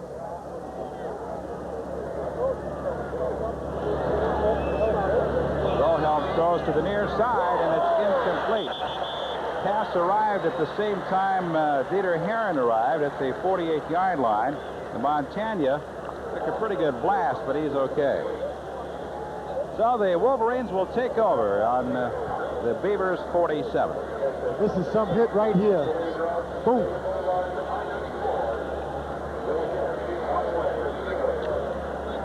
It's tough to hold on to the football when you get popped like that.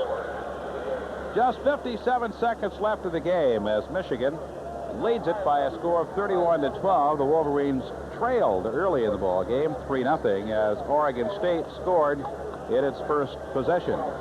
Chris Zurbrugg is the quarterback now. He's a senior from Alliance. Mishandled in the backfield by Wilcher. He falls on it at the 49-yard line. Zurbrugg, incidentally, is a former teammate of Oregon State's Trey Nicholson. They both played high school ball together in Alliance, Ohio. You know, I know you want to try to get some time for some of the younger ball players right now, get their feet wet a little bit, but with 30 seconds left to go, I don't know why you're just not throwing down on the football. It's a bad place to get somebody hurt. This will be the final play of the ball game, and he's going to throw, and does, and completes the pass to Higgins, and he is inside the 25 to about the 23-yard line with 14 seconds left. Well, like I said, just fall down on the football. Well, I don't think anybody expected that. Here's Eric Wilhelm's statistics. He put it up 64 times, completed 39, 346 yards. He only had one intercepted. He only threw for one touchdown. 2 seconds left in the game, and the handoff. Stacked up at the 23, and that's the ball game. So the University of Michigan falling behind early. Beavers scoring the first time they had it. Moving downfield, kicking a field goal, stunning this huge crowd of more than 105,000 at Michigan Stadium. But the Wolverines came right back and put themselves on the board, taking a 7-3 lead. And from that point on, the Wolverines never trailed. But the Beavers gave them a lot to handle this afternoon. Oregon State was in a position to tie the game just before the two teams went to the dressing room at halftime. It was a 14-12 count. Oregon State went for the two-point conversion. It failed, but had it connected, the two teams would have gone in tied at 14 each at halftime, and that would have been at least a moral victory for the first half. But as it turned out, Michigan prevails 31-12. We'll be back in just a moment on Pro-Am Sports.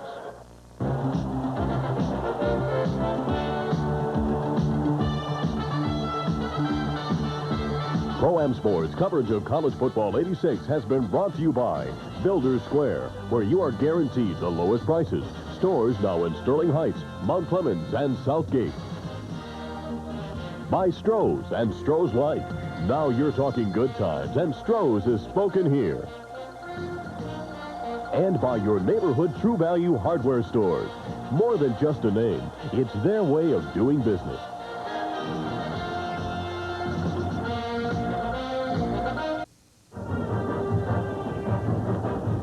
Well, the Wolverines win it by a score of 31-12 here on a sunny Saturday afternoon. The Wolverines' second straight victory. It wasn't easy. It may not have been real pretty, but it's doubtful that they'll get tested more severely by a passing attack than Oregon State showed them here this afternoon. No, they were tested, and they came away with a victory. That's the most important thing, Larry. Nobody's going to know what the score is 6 weeks from now. They're 2-0. The idea is to get ready for the Big Ten Conference campaign. That's the whole idea. They have Florida State coming in next week. Seminoles will give them a good test. They've got a running game, and they've got a passing game, and that will be a good balanced attack that Michigan will have to face. It will be. Florida State is a good football team. Another good test for Michigan going into the Big Ten season. And that's the most important season. That's the only season, the Big Ten season. Well, the Wolverines are now 2-0. That just about does it for this Saturday afternoon in Ann Arbor. We're happy that you are with us, and we invite you to join us for more action coming up tomorrow at 10 o'clock in the morning. It'll be more college football action as the Alabama Crimson Tide travels to Gainesville to battle the Florida Gators. That'll be followed by Hazel Park Harness Racing with Jack Riggs. Then at 1:30, it's Tiger Baseball as Detroit hosts the New York Yankees in the final game of the three-game series, live from Tiger Stadium. Now for Skip Macholtz, this is Larry Osterman saying so long from Michigan Stadium in Ann Arbor. Again, the final score of this afternoon's game, the Michigan Wolverines 31, the Oregon State Beavers 12. This has been an exclusive presentation of Pro-Am Sports, recognized as Michigan's #1 network for sports coverage.